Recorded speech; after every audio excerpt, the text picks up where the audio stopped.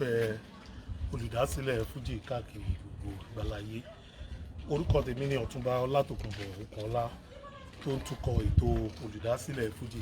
Lẹ́ni yìí ibi tí a ti fẹ́ ṣe program tí ẹ bá rántí pé ní about few weeks back a sọ nípa ibi tí wọ́n ti máa ń ṣe ìtọ́jú àwọn arúgbó fún àǹfààní gbogbo ẹ̀yin tí ẹ bá ní arúgbó tí ó jẹ́ wípé it's just like the standard is just like tó wà ní abroad because gbogbo wa náà ni a ní arúgbó condition tí àwọn arúgbó wa tí wọ́n dẹ̀ máa ń gbé tó jẹ́ pé a máa ń fi wọ́n sílẹ̀ fún àwọn ọmọ ọ̀dọ́ kò kí ń jẹ́ kí ọ̀pọ̀lọpọ̀ wọn ò kí ń lè sọ but the way tí wọ́n ṣe máa ń rí treatment kò kí ń wà pátó torí ẹ̀ ní ìkànnì ara wa tó jẹ́ bí member the key members of one of the key members of olùdásílẹ̀ Fuji in partnership with olùdásílẹ̀ Fuji gangan ni wọ́n ṣe sọ wípé pé ọ̀dọ̀ ó ti yẹ ká ti wá síbi tipẹ́ láti lè wá fi ibi tí wọ́n ti ń ṣe bẹbẹ pẹ̀lú àwọn arúgbó ibi tí wọ́n ti ń ṣe ìtọ́jú àwọn arúgbó káàkiri tó dẹ̀ jẹ́ pé tí wọ́n bá gbé wọn wá síbì inú wọn máa ń dùn wọ́n máa ń rí ìwòsàn lọ́tún lọ́sì. ẹ̀yin náà rí this is Kexos Elderly Homes Foundation ní ẹgbẹ́ airport Alákíá ní Ìbàdàn ibẹ̀ ni a wà ní èní yìí airport from here láti tí wọ́n bá ti rí gan gbogbo ẹ̀gbọ́n ojú 10 minutes lọ tí wọ́n bá dẹ̀ gbé mọ́tò gan pátápátá gbogbo ẹ̀ ojú bíi bóyá bíi less than 5 minutes so ọ̀dọ̀ wọn ni a wà ní èní yìí a dẹ̀ máa lọ sínú ilé náà a máa lọ bá àwọn tí wọ́n ní ibi bí yìí ẹ máa bọ̀ a máa lọ interview wọn so this is the compound bẹ́ẹ̀ni this is the whole building tí wọ́n ti ń ṣe kẹ́kì ní ìtọ́jú àwọn arúgbó gbogbo bí àwọn arúgbó in fact kò kì í ṣe ọ̀rọ̀ owó nǹkan táwọn wà fún ó ní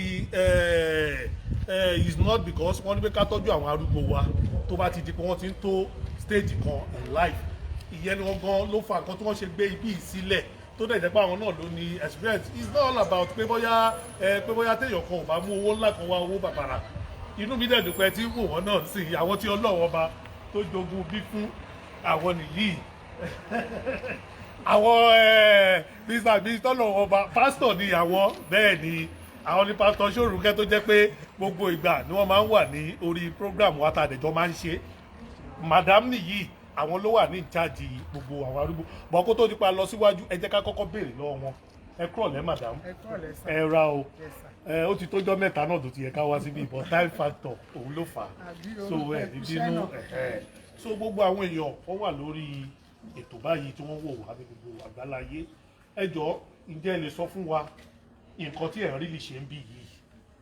mo kí gbogbo ẹ̀yin bàbá mi màmá mi ẹ̀gbọ́n mi àbúrò mi tí ẹ darapọ̀ mọ́ wa lórí ètò olùdásílẹ̀ Fuji owó tẹ fi ra dátà yẹn Ọlọ́run á túbọ̀ máa bless. Allahumma mi Allahumma mi. nǹkan tí à ń ṣe ń bíbá yẹn ni wípé a ní ètò fún àwọn bàbá àti àwọn màmá wa nítorí wípé a ti rí ìrírí lóríṣiríṣi. ẹ máa bá wa ṣe àṣìá ẹ máa ṣe ẹ lóríṣiríṣi tó fi jẹ́ pé bí ṣe mọ̀ pé àwọn ọmọ wọn á lọ ṣiṣẹ́ àwọn kan wọn hàn sí nítòsí wọn ti wà nílùú òyìnbó àwọn kan bóyá ìlú òdì kejì síra wọn ni wọ́n wà tó yẹ kí wọ́n máa fi màmá àbí bàbá wọn sílẹ̀ wọ́n lè fi wọ́n ti àwọn èèyàn wọ́n lè fi wọ́n ti ẹbí ṣùgbọ́n ṣe mọ̀ pé Yorùbá sọ wípé ojú mẹ́wàá kò jójú ẹni so tí àwọn arúgbó yẹn tán bá sick tán bá gbé wọn wá bọ́n ṣe máa ń bá wa sọ̀rọ̀ wọn kì í lè bá àwọn ọmọ wọn sọ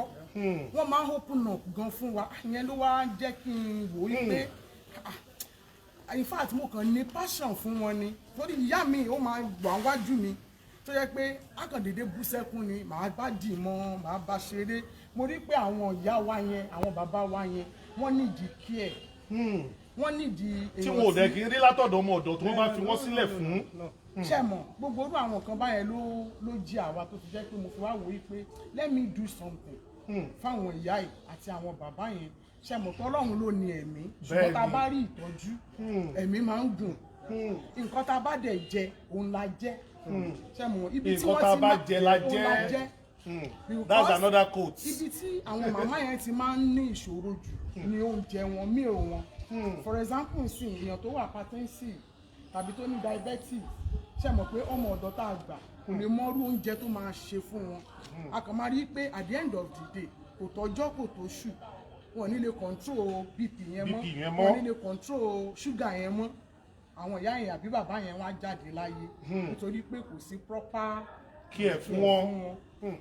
so nǹkan tí mò ń sọ ti yé wa ń sin and then ìgbà míì wà tó jẹ́ pé ṣẹ̀mọ́ arúgbó tó bá dé stage kan àti wẹ̀ ó máa ń difficult fún wọn wọ́n máa skip ẹ̀ ni wọ́n ràn anybody and it's not their fault it's not because kò sí ẹni tó lè fi ìfẹ́ bá wọn sọ ìfẹ́ bá wọn sọ̀rọ̀ ìfẹ́ bá wọn lò nǹkan tó bá ń fẹ́ àbá mi ó yá kẹ́ wá lọ wẹ̀ ṣe mọ̀ ọmọ wa ti rí ọmọ ọ̀dọ̀ tó yọ pankẹ́rẹ́ ti màmá pé ṣe ẹ̀ ní wẹ̀ lónìí ẹ dìde kẹ́ wá lọ wẹ̀ jọ tó yọ pankẹ́rẹ́ ti ìyá arúgbó àgbàlagbà màmá yẹn ó sọ fún mi tí ó dẹ̀ ní fẹ́ ṣí ẹ̀ torí ọmọ ọ̀dọ̀ yà máa sọ fún yín pé tí ẹ bá sọ ṣe bá gbà pé àwọn ọmọ yín ò sí nílé máa fojú yín tó ń bá gba yín mú òun àrùn yín lárùn kì í. bí màmá yẹn wá síbí ìgbà tó rí pé òun ti kúrò lọ́wọ́ ọmọ ọ̀dọ̀ yẹn ó open up so many things jẹ́ pé èmi gan mo pa mọ́ra níṣẹ́ mọ̀ ẹ̀yin gbọ́dọ̀ sunkún lójú àgbàlagbà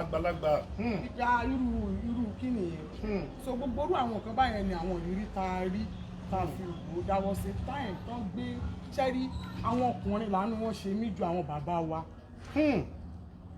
bẹ́ẹ̀ ni sà. ṣé pé kéèsì tí wọ́n tún máa ń.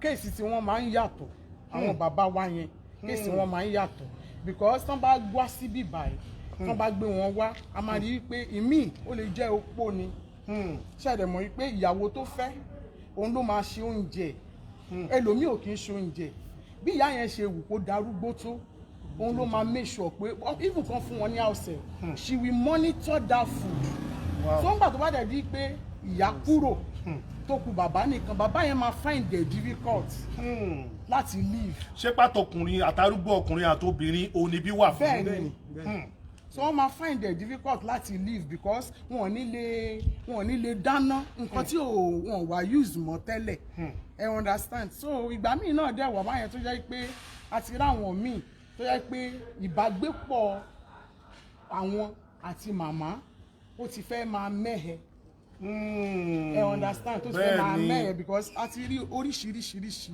ìrírí láyé oríṣiríṣi cases lẹ́ti rí bí yìí kò dẹ̀ sí ní ẹni tí ò lárúgbó nínú gbogbo wa.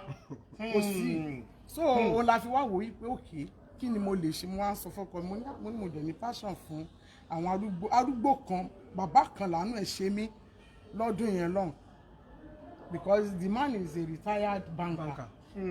You understand so ìgbà tó ń gbé bàbá yẹn wá cerebral atrophy ni wọ́n diagnose bàbá yẹn so I dey try láti treat wọn bàbá yẹn wà òkè with the help of other doctors àwọn neurologists wọ́n wá wọ́n prescribe oògùn fún bàbá yẹn bọ́ nínú ìṣe àti ìwà tí màmá yẹn ń wù nígbà tí bàbá yẹn wà ń bí báyìí la fi rí pé nǹkan ò lọ pẹ̀lú wọn àwa ò mọ nǹkan tán ti jọ fi èwe tán ti jọ ṣe buhari wípé bàbá ò fẹ́ lọlé mọ́ bàbá yẹn bẹ̀rẹ̀ sí ní sunkún. bàbá ti ń gbádùn bíi pé òun gbádùn bíi dáa pé. wọ́n bí wọ́n mo ní dádì bàbá pupa tẹ̀ ni mo máa ń pè wọ́n torí tán bá débi gbogbo wọn ni boyfriend ni àwọn ọkùnrin yẹn àwọn obìnrin yẹn ni màámi ni wọ́n mo wá ń bí wọn mo ní kí ló dé tẹ̀ fi fẹ́ lọlé ó ní wọ́n máa tilẹ̀kùn mọ́ òun ó ní wọ́n ti tilẹ̀kùn mọ́ òun for 3 days wọ́n lọ ṣènáwó láti Friday wọ́n dé ní Sunday. wọ́n dẹ̀ ti bàbá mọ́lé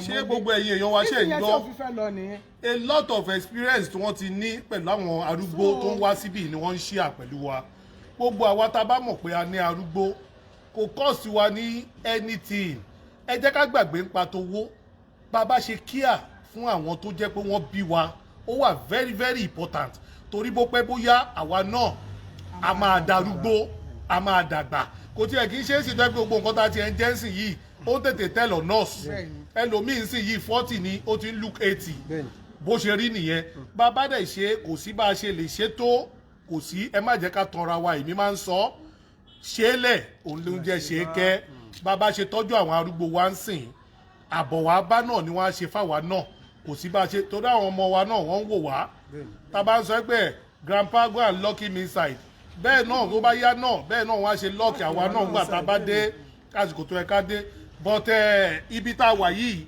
ibi tọ́pọ̀lọpọ̀ wa tá a bá ní arúgbó tí wọ́n ti lè ṣe ìtọ́jú wọn gidigidi gbogbo nǹkan yàtọ̀ sí pé ẹ̀ ń kíà fún àwọn arúgbó yìí kí ni àwọn nǹkan tẹ́ tún máa ń ṣe bí àwọn bàbá tó jẹ́ pé bóyá wọ́n ní pọ́blẹ́mù bí ètò arúgbó tí wọ́n bá ti ń dàgbà egungun náà ni that's major problem tó máa ń ní. major problem arthritis. So a ní ètò fún ẹ̀mí ìwọ̀n máa ṣe sọ ní Yorùbá. ẹ sọ ní English náà kò sí kínní. So we have a physiotherapy department fún wọn. ibi tí wọ́n ti máa ń ṣe ara wọn ní kúlúkúlú bẹ́ẹ̀ ni ṣe mọ̀ pé bá a ṣe lè handle ọmọ òòjọ́ ó yàtọ̀ sí bá a ṣe lè handle àwọn teenagers bá a ṣe lè handle teenagers ó yàtọ̀ sí bá a ṣe lè handle àwọn tó wà ní middle age ó dẹ̀ ní bá a ṣe lè handle àwọn arúgbó tí kò ní fi ní pa wọ́n lára. pa wọ́n lára so wọ́n wà fragile so àwọn gangan ni handle with care. bẹ́ẹ̀ ni so wọ́n dẹ̀ máa ṣe exercise níwọ̀nba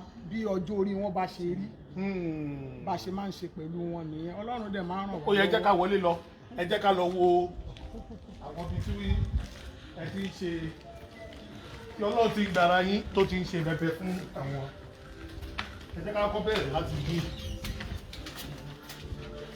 wow àwọn staff nìyí wow good evening ẹ pẹ̀lẹ́ àwọn staff tó ń ṣe bẹ̀bẹ̀ nìyí very good very good àwọn náà ń kú mi lọ́wọ́. àwọn náà ń kú ibẹ̀ nìyí so kí ni bẹ́ẹ̀dì yìí wà fún bóyá kẹ́ máa explain rẹ̀ fún wa one by one. This is eléyìí couch ni. Couch. Couch la máa ń lò. Ok. Orí ibẹ̀ ni wọ́n máa sùn sí. Torí pé ṣe mọ̀ pé wọ́n ti dàgbà. Ok. Kò dẹ̀ tí bá ṣe fẹ́ ṣe náà wọ́n máa lie down náà ni. Ok. Sáyidà kan dàyà délẹ̀. Ok. Àbí kan ṣí ojú. Tẹ bá fẹ́ treat wọn òní bí wà kò kí ń ṣe bí wọ́n máa sùn tó bá ibi kan wọ́n máa dé ọtí bí ìnira tí kò máa. Láti máa treat wọn. Ok. And lókè we have mini one lókè Okay. fún àwọn dependable patients àwọn yẹn ni àwọn tó jẹ́ pé bóyá wọ́n ti ní stroke. àwọn dependable tó jẹ́ pé èèyàn ló máa guide wọn for now wọ́n ti ní stroke àwọn rí. tí máa ní standby nurses tó máa wà pẹ̀lú wọn. Wow. tó bá kákòókò tá a fẹ́ lọ ṣe physiotherapy fún wọn a ní another couch lókè ṣe mọ̀ pé a lè máa gbé wọn sọ̀kalẹ̀ a máa gbé wọn gòkè so a ní another couch lókè láti máa ṣe gbogbo ìyẹn fún wọn a lè ní this back massager. ok back massager lélẹ́yìí ibi tí wọ́n ti máa tún máa massage ara wọn ṣe gbogbo egungun ẹ̀yìn wọn tó máa tò wọ́n egungun. leg massager lélẹ̀ ok wọ́n máa kó ẹsẹ̀ sí eléyìí ó máa ń it's not a massager alone but ó máa treat wọn like reflexology therapy. okay this one. okay it's only about 4 items lórí ẹ̀. okay ó máa crank ó máa stretch ó dẹ̀ máa massage. okay with infrared nínú ẹ̀ so you take care of reflexology therapy. wow with them by the time wọ́n fi máa dè náà ẹsẹ̀ mi dẹ̀ wà fúyẹ́. wow wow. OGM Femi Oshidele, any there is no structure for elderly care in Nigeria culture and our tradition did not ṣe rí àwọn nǹkan kankan wà tó jẹ́ tradition wa tòótọ́ but bí kíní bá ṣe ń rí bí bàbá ṣe ń rí èèyàn máa ń bá gbà yìí ni èmi ò rò pé bóyá ní culture kankan tó tiẹ̀ jẹ́ tiwa mọ́ because gbogbo culture ta ní sìn náà borrowed culture ni tabadẹ̀ ń bọ́rọ̀ ẹ̀ ìlú òyìnbó gan tó jẹ́ pọ̀pọ̀lọpọ̀ wa concept wọ́n wà ń sìn yìí kò sẹ́ni tí ò lárúgbó nàìjíríà ìyà táwọn arúgbó wa jẹ o ni wọ́n fi rán ọ̀pọ̀lọpọ̀ wa lọ sí ibi tá a ti ṣoríire lónìí but kí ni ìwẹ̀yìnwó wa lórí àwọn arúgbó wa báwo la ṣe ń mọ̀ pé wọ́n ṣe ń tọ́jú wọn gbogbo àwọn tá a kíà fún tá à ń sẹ́ndì millions pé máa bá mi tọ́jú màmí máa bá mi tọ́jú bàmí kò sí bí ẹbí béèyàn ṣe lè ṣe ẹbí lè má ṣe béèyàn ṣe fẹ́ kó tọ́jú arúgbó béèyàn ṣe fẹ́ but téèyàn bá fi sí kíà ibi téèyàn mọ̀ pé èèyàn máa ní direct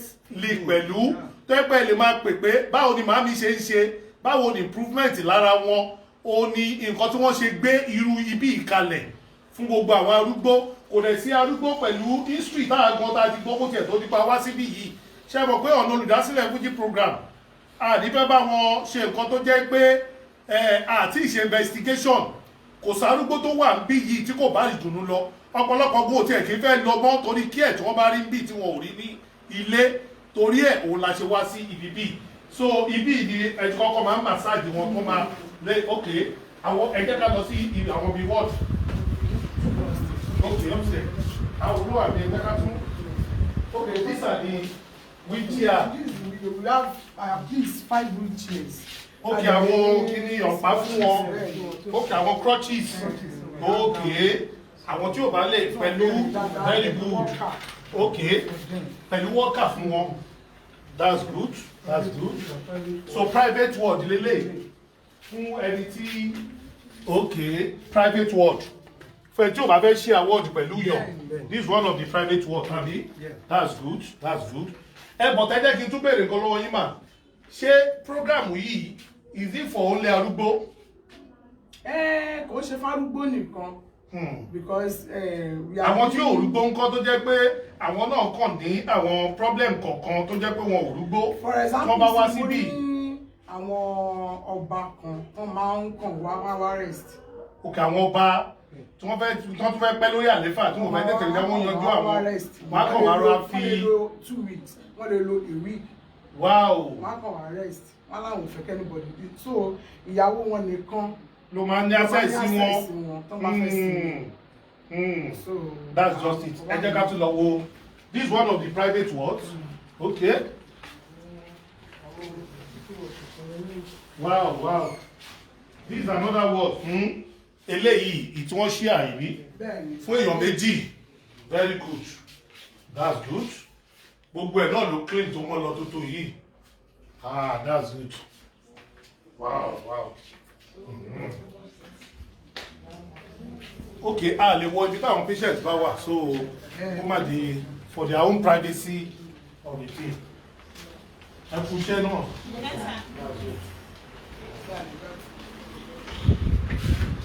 Wow. ìsàlẹ̀ bí náà kọ́. Okay. This is our reception. This is the reception. Wow. This is the reception. Ibi ni wọ́n ti kọ́kọ́ check BP, check gbogbo ẹ̀. Wow. Ẹ kú iṣẹ́ o. Ẹ kú iṣẹ́. That's good. Níbo ni bí? Ok, emergency lélẹ́yìí. Fún arúgbó mi tán bá sáré gbé wá fún emergency.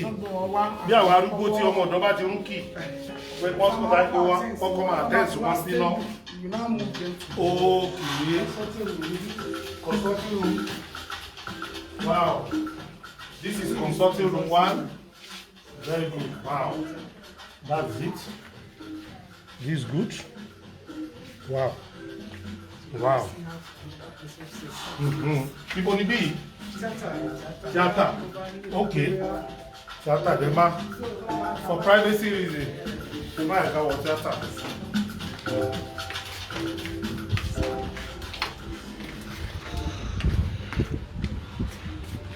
That's good. Lady Fuji chamber náà wà.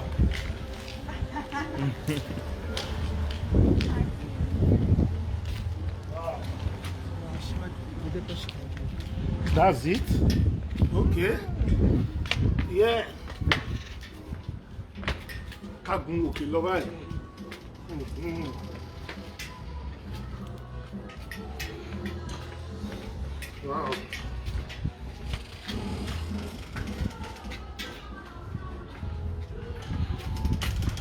Wow. Wow.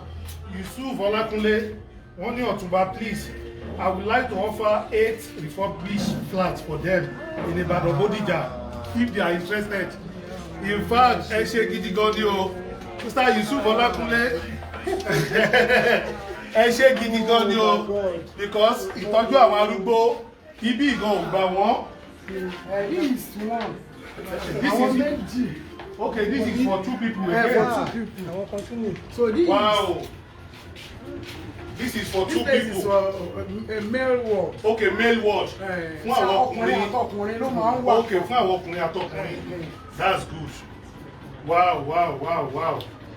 Alàgbà Yusuf Olakunle, I ma get in touch pẹ̀lú yín after the program. In fact, so torí gbogbo nǹkan tá a lè ṣe níṣẹ́ ládá náà nìyí fún àwọn arúgbó wa. That is it. ẹ ṣe gidi gan so ibi ni male ward. bẹ́ẹ̀ Okay. torí pé bíbá yìí jẹ́ dependable ward. ok dependable àwọn ok bí àwọn tó máa mú rìn wọ́n ti ní stroke. so a máa ń wí wọn wọ bí stroke patient ní bí kì í ṣe bed bath.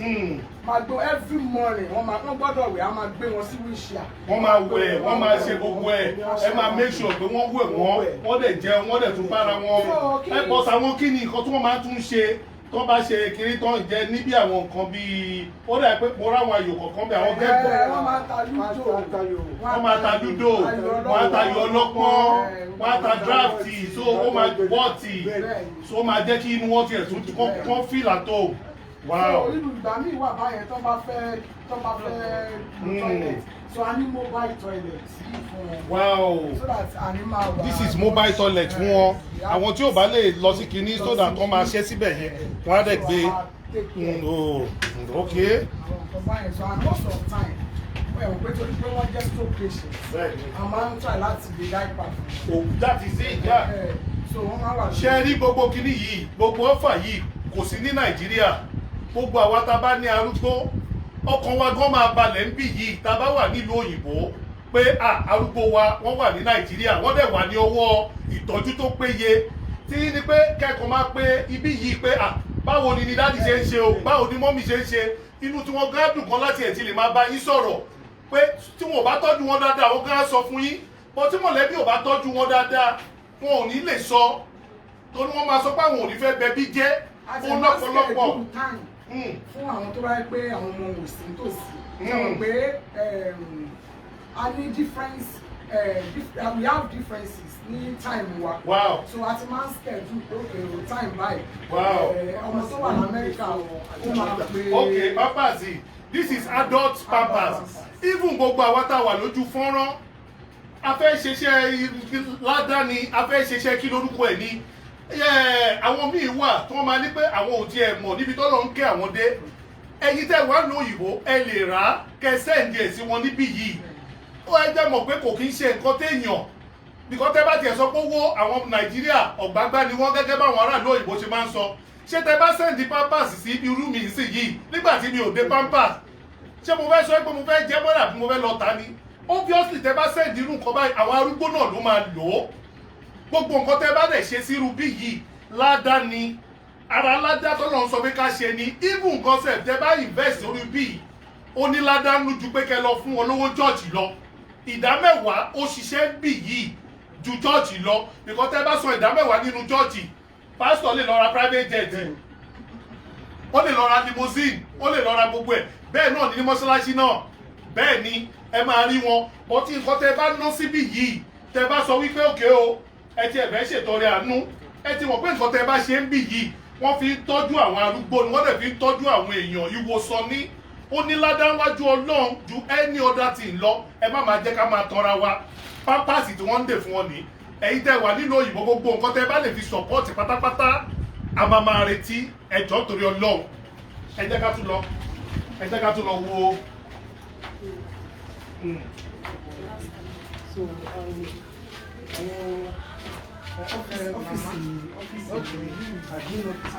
ọ́fíìsì ní ìpapò àwọn oògùn tí wọ́n ń lò bẹ́ẹ̀ ni oríṣiríṣi oògùn òun ló wà fún wọn supplement bẹ́ẹ̀ ni ẹ ṣe àgbẹ̀ nǹkan tí wọ́n nídìí náà nìyẹn nǹkan tó pọ̀lọpọ̀ nídìí òun náà ní ilé ẹ̀yin náà ti rí supplement oríṣiríṣi lélẹ́yìí ẹ̀yin tó lọ ń bá kẹ́ tẹ́ níbi tẹ́ wà tẹ́ mọ̀ wípé ẹ mọ̀ pé oògùn ìlú òyìnbó náà làwọn original ẹ lè sẹ́ǹdì sí wọn pé Ọ̀túnba ẹ bá wa gbà ẹ bá wa lọ donate ẹ sí Kiaxos Elderly Homes Foundation kò sí nǹkan tí kinní kò sí nǹkan tẹ́ ẹ lè fi ṣe ìrànlọ́wọ́ torí bó pẹ́ bóyá náà àwa náà darúgbó kò dẹ̀ sí nǹkan tá a lè ṣe a máa kó ẹ̀sọ́ ẹ̀ náà ni kò dẹ̀ sí oore tó kéré kò dẹ̀ sí oore tó gbé ó yẹ ká tiẹ̀ ti máa plan ọjọ́ alẹ́ tiwa náà lẹ̀ bí kò bá ṣe ṣe fún àwọn arúgbó àwa náà ń bọ̀ wá dàgbà èmi ò dẹ̀ bẹ́ lọ́n pé kọjú alẹ́ mi kórí rádaràdaràdaràdà Ọlọ́run ọba jẹ́ kí gbogbo wa dàgbà ká má wá dàgbà nínú ìyà ká má wá dàgbà nípa máa tọrọ ikú nígbà tá a bá rí ìtọ́jú nǹkan tó fà á nìyẹn bẹ́ẹ̀ ni ẹ jẹ́ kí n béèrè kinní kan lọ́wọ́ yín ṣe rí ẹ jẹ́ kí madam gan mo fẹ́ kàn tiẹ̀ sí tán bẹ́ẹ̀ ni madam. Yes, sir. Is it compulsory? Sherry, me but you come across a lot of àwọn èèyàn àwọn arúgbó kan wà tó jẹ́ wípé wọ́n ṣe fọ́mọ ọmọ ò ṣe fún wọn tó dẹ̀ jẹ́ pé kí ṣó gba àwọn arúgbó tá a rí títì yẹn tó rìn kiri kí ṣó gbọ́n ní òótọ́ mọ́ o kọ́lọ́n kó fi àánú wa sí ojú ọmọ wa ní ọjọ́ alẹ́ ni tá a bá rírú àwọn arúgbó bẹ́ẹ̀ tá a dẹ̀ mọ̀ pé ó jẹ́ níù tó yẹ pé kiri ṣé aláǹfààní láti gbé wọn wá fún tọ́jú tí ò kì í ṣe pé. ṣe rí kọ́lọ́run kó ràn mí lọ́wọ́ kí n lè ṣe bí mo ṣe fẹ́ ṣe because mo máa ń wò pé ìjọ́ kan èmi náà máa dàbí màmá ẹ̀ ìjọ́ kan èmi náà máa dàbí bàbá ẹ̀ ìgbà mi kan tó bá gbẹ́ lómi wá síbí báyìí tí a bá ṣe ìtọ́jú fún wọn tán wọ́n máa súre fún mi wọ́n máa despite the fact pé wọ́n ti san owó níwọ̀n bá tá a gbà lọ́wọ́ wọn tọkàntọkàn màmá kan omijé ojú ló fi ń ṣe àdúrà fún mi lọ́dọ̀ àdúrà yẹn lè máa bá yín. ṣé mọ̀ mo kàn wá wò pé ipe ìrànlọ́wọ́ wo ni mo lè ṣe ṣé mọ̀ pé àkàn lè lọ máa kárúgbó ní títì. bẹ́ẹ̀ni kó má di pé àwọn èèyàn ti abuse ẹ no irú wa náà la máa mọ arúgbó tó wà lẹ́jì tó yẹ pé ó jẹ́ níhù tá a mọ̀ wípé eléyìí tó dẹ̀ jẹ́ pé èèyàn lè ṣèrànlọ́wọ́ inú mi ti ẹ̀dùn náà ṣe wọ̀ pé mo sọ náà ibi ìsìn partnership with olùdásílẹ̀ Fuji ni àdẹ̀ní báwọn ìrà tí ò ní kí nínú ọ̀pọ̀lọpọ̀ ọ̀rọ̀ wa ní Nàìjíríà ló sú wọn Ọlọ́run kẹ́ ọ̀pọ̀lọpọ̀ bọ̀ tó bá ń wò pé wọ́n máa rá wọn ní mugun ibi làwọn èèyàn ẹ̀yin èèyàn wa ibi ilẹ̀ lè náwó sí tẹ́lẹ̀ tọ́rọ́kọ́ bọ̀ it goes a long way láti lè help ibi to grow more and more because ibi tó bá yánsì kò tiẹ̀ ní gba àwọn arúgbó mọ́ nǹkan tá a bá dẹ̀ ṣe torí ẹ̀ tẹ́ bá máa ń wò òyìnbó máa sọ pé òun ò believe pọ́lọ́ ń wà á ní I don't believe in what I cannot see I don't believe in what I cannot feel but tẹ́ bá wo gbogbo nǹkan tó ń jẹ́ 10 commandments àwọn ló ń ṣe because it's common sense òyìnbó ò ní farúgbó ṣeré òyìnbó ò ní fọmọ kékeré ṣeré ìyẹn ni wípé ó lóore nú téèyàn bá náwó sí irú bí yìí pẹ̀lú fi dá yín lójú náà lónìí pé ó ti di ojúṣe olùdásílẹ̀ Fuji náà láti make sure pé ibi ìtúngbòrò dáadáa jù báyìí lọ ọ̀pọ̀lọpọ̀ lè má tì sí lórí fọ́nrán lẹ́ni a máa ké gbàjarì ẹ̀ gbogbo èyí tẹ́ bá ní arúgbó ńlé ibùn dandan kọ́ ni kó jẹ́ pé ìyá yín ẹlòmíín wà tó jẹ́ pé ẹ̀gbọ́n ìyá ẹ̀ ló sì kú fún má sọ pé torí pé ìyá tiẹ̀ ò sí láyé mọ́ ó dẹ̀ mọ̀ pé ẹ̀gbọ́n ìyá ẹ̀ kan wà láyé tí wọ́n dẹ̀ ń sọ fún ẹ pé condition tó wà kò dáa ẹ reach out sí irú wọn àdúrà tí wọ́n bá ṣe fún yín náà àdúrà pé ìyá tó bí yín náà ló ṣe ni bẹ́ẹ̀ náà ni bàbá ọ̀pọ̀lọpọ̀ á ní bàbá àwọn òkú sí láyé mọ́ ẹ̀gbọ́n bàbá òun ló wà láyé àbúrò bàbá òun ló wà láyé ẹ má jẹ́ ká máa wò wọ́n pé kinní ẹ contact wa ẹ jẹ́ ká reach out sí wọn ká bá yín gbé wọn wá síbí yìí fún ìtọ́jú tó péye wọ́n máa wà ń bì tí wọn ò bá lè rìn Ọlọ́run máa gba àkóso wọn á rìn dáadáa ẹ tó bá ní stroke inú wọn tó ṣe anything ẹ jẹ́ kí wọ́n bá yín ṣèrànlọ́wọ́ fún wọn kí wọ́n tiẹ̀ gbìyànjú sódà tí wọ́n bá tiẹ̀ dọ̀hún wọ́n á lè ròyìn fún bàbá yín náà lálùjọ náà pé lágbájá ló máa ṣètọ́jú mi tí mo tiẹ̀ tún fi pẹ́ báyìí ọ̀pọ̀lọpọ̀ arúgbó ló yẹ kó pẹ́ wọ́n máa ń ròpin nígbà tí wọn ò bá ní ìtọ́jú bọ́n lẹ̀ ṣe ń tọ́jú àwọn arúgbó ní àwọn government hospitals ó lágbára torí nǹkan tó wà lọ́rùn wọn pọ̀ madam ti wà lẹ́nu iṣẹ́ yìí ti pẹ́ bí àkàtì ẹ̀ béèrè nípa yìí pé ìgbà wo lẹ ti ń bẹ̀rẹ̀ sí ní ṣe iṣẹ́ yìí. láti 2013. 2013 ṣe ti rí. ọgbà tó di ní last year táà rí àwọn oríṣiríṣi cases ni mo wá sọ fọ́kọ mi pé òdẹ̀jọ́ torí Ọlọ́run ràn mí lọ́wọ́ náà kí n tẹ̀lé ṣèrànlọ́wọ́ fún àwọn ìyá àtàwọn bàbá yìí ṣe last year mo treat màmá kan màmá yẹn ìgbà tí mo discharge ẹ̀ ó lọlé ó tún wá padà wá ó ní kí n gba owó bed òun fẹ́ lo 2 weeks in fact mi ti ẹgbẹ́ ní ti lọ́wọ́ ẹ̀ àwa la fún lóúnjẹ for that 2 weeks.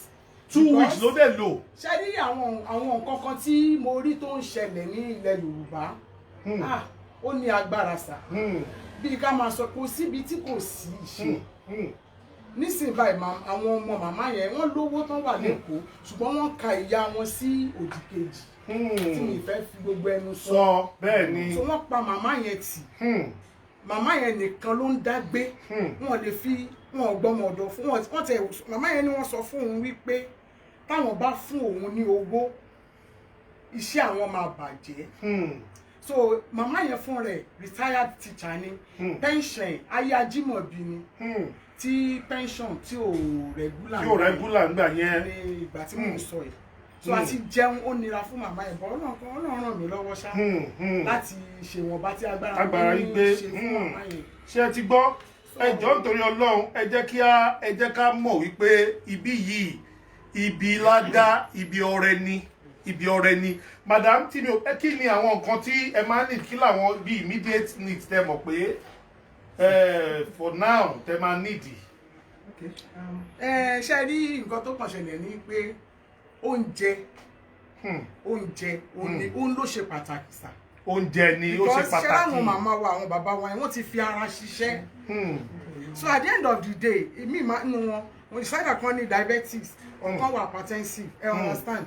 So by the time tó bá máa débi báyìí ẹlòmíì ti máa worn out. Wow. tó yẹ pé a máa nọ́ọ̀sì bọ́ torí bí oúnjẹ wọn èmi fúnra mi ni mo ṣe timetable mo dẹ̀ láwọn meals kan tó yẹ pé mo prepare fúnra mi tó yẹ pé we prepare for them for their age and for their ailments. For example sinmi à ń kí n fi iyọ̀ sọ́bẹ̀ wọn. Ẹ kì í fi iyọ̀ sí ọbẹ̀ wọn because wọn ò nídìí iyọ̀ mọ́. Ò nídìí ẹ̀ mọ́ especially tó wà hypertensive kò nídìí iyọ̀ mọ́ so irú la máa ń jẹ́ kó pọ̀ jù nínú nǹkan tá a bá make sure pé nínú meal wọn every day wọ́n gbọ́dọ̀ jẹ one apple. Wọ́n gbọ́dọ̀ jẹ one apple every day ní meal wọn so bá mi mo máa ṣe smoothie fún wọn so àwọn nǹkan báyẹn oúnjẹ òun ló fi jẹ́ wípé token la lè gbà torí oúnjẹ and I will pay the salary of the staff. Àwọn staff ti ẹ̀ pọ̀ lóríṣiríṣi tí wọ́n ti ẹ̀ wà. a tún fẹ́ employ more and more. Because iṣẹ́ yẹn ò kì í ṣiṣẹ́ tí èèyàn lè dá ṣe. bẹ́ẹ̀ ni bẹ́ẹ̀ ni. So báwa náà dẹ̀ ṣe ń ṣe yẹn à ń tún wo àwọn hazard tó wà ń bẹ̀. ẹ understand so a fẹ́ pa àwọn ọmọ wọ̀nyẹn lára jù bó ṣe yẹ lọ lórí iṣẹ́ yẹn. Inú mi ti ẹ̀ rí lè dùn because tí ọba rírun nǹkan báyìí nǹkan tí Ọlọ́run ọba sọ wípé kí ká ṣe níṣẹ́ ládá òun níbí yìí kò sí nílé ayé yìí gbogbo wa pátápátá bàbá ṣe máa ń ronú akọ̀lẹ̀ máa wo pé a sì kéré à ń wò wájú o kò sí bí gbogbo wa tá bá ń bẹ lọ́hùn pé kí ẹ̀mí kí ó gùn kí ẹ̀mí gùn. Ọ̀túnba, please let us know what they are using from Holland. Wow. Àgbà Yusuf Ọlákúnlé àwọn náà ni wọ́n ní pé àwọn fẹ́ fún wa níbì kan ní Bódìjà. Wọ́n wá ní Ọ̀túnba, please let us know what they are using from Holland and Barrel. Okay, Holland and Barrel ìyẹn Ògùn. And Holland and kini yìí Barrel or any other supplement so we can help. After the program, I will get with you. I have some medical equipment in Nigeria. I will tell my son to send to you. Ẹ ṣe lọ oxygen cylinder lánàá. Wow. Because a lè ní emergency. Wow. Èló dẹ̀ ní oxygen cylinder ẹ máa ń cost. Kékeré tí ẹni mo ra 12 litres ní mo ra 12 litres yẹn ní 35,000 and it's very used one, it's not new one. Mo ra gauge 10,000. Wow. Carrier 8,000. Wow. So mo ṣe lọ get ẹ láwọn. Mo kò yẹ jẹ́ lò. Anyway, personally ẹ máa gbọ́ mi ẹ máa kó tiẹ̀ dábẹ́. Sherry, personally, Sherry me is not about the Olùdásílẹ̀ Fuji for now. On behalf of myself and my family, personally, tó bá di next week, èmi náà provide the one oxygen àti cylinder. Gbogbo bẹ́ẹ̀ ṣe ráyè complete set ẹ̀ ní agbára Ọlọ́run. Ó máa jẹ́ ẹ̀tẹ́mi náà tí mo donate for now. So ó dẹ̀ máa jẹ́ subsequent. Even tó bá di ní oṣooṣù gan, I will think about what I can be doing.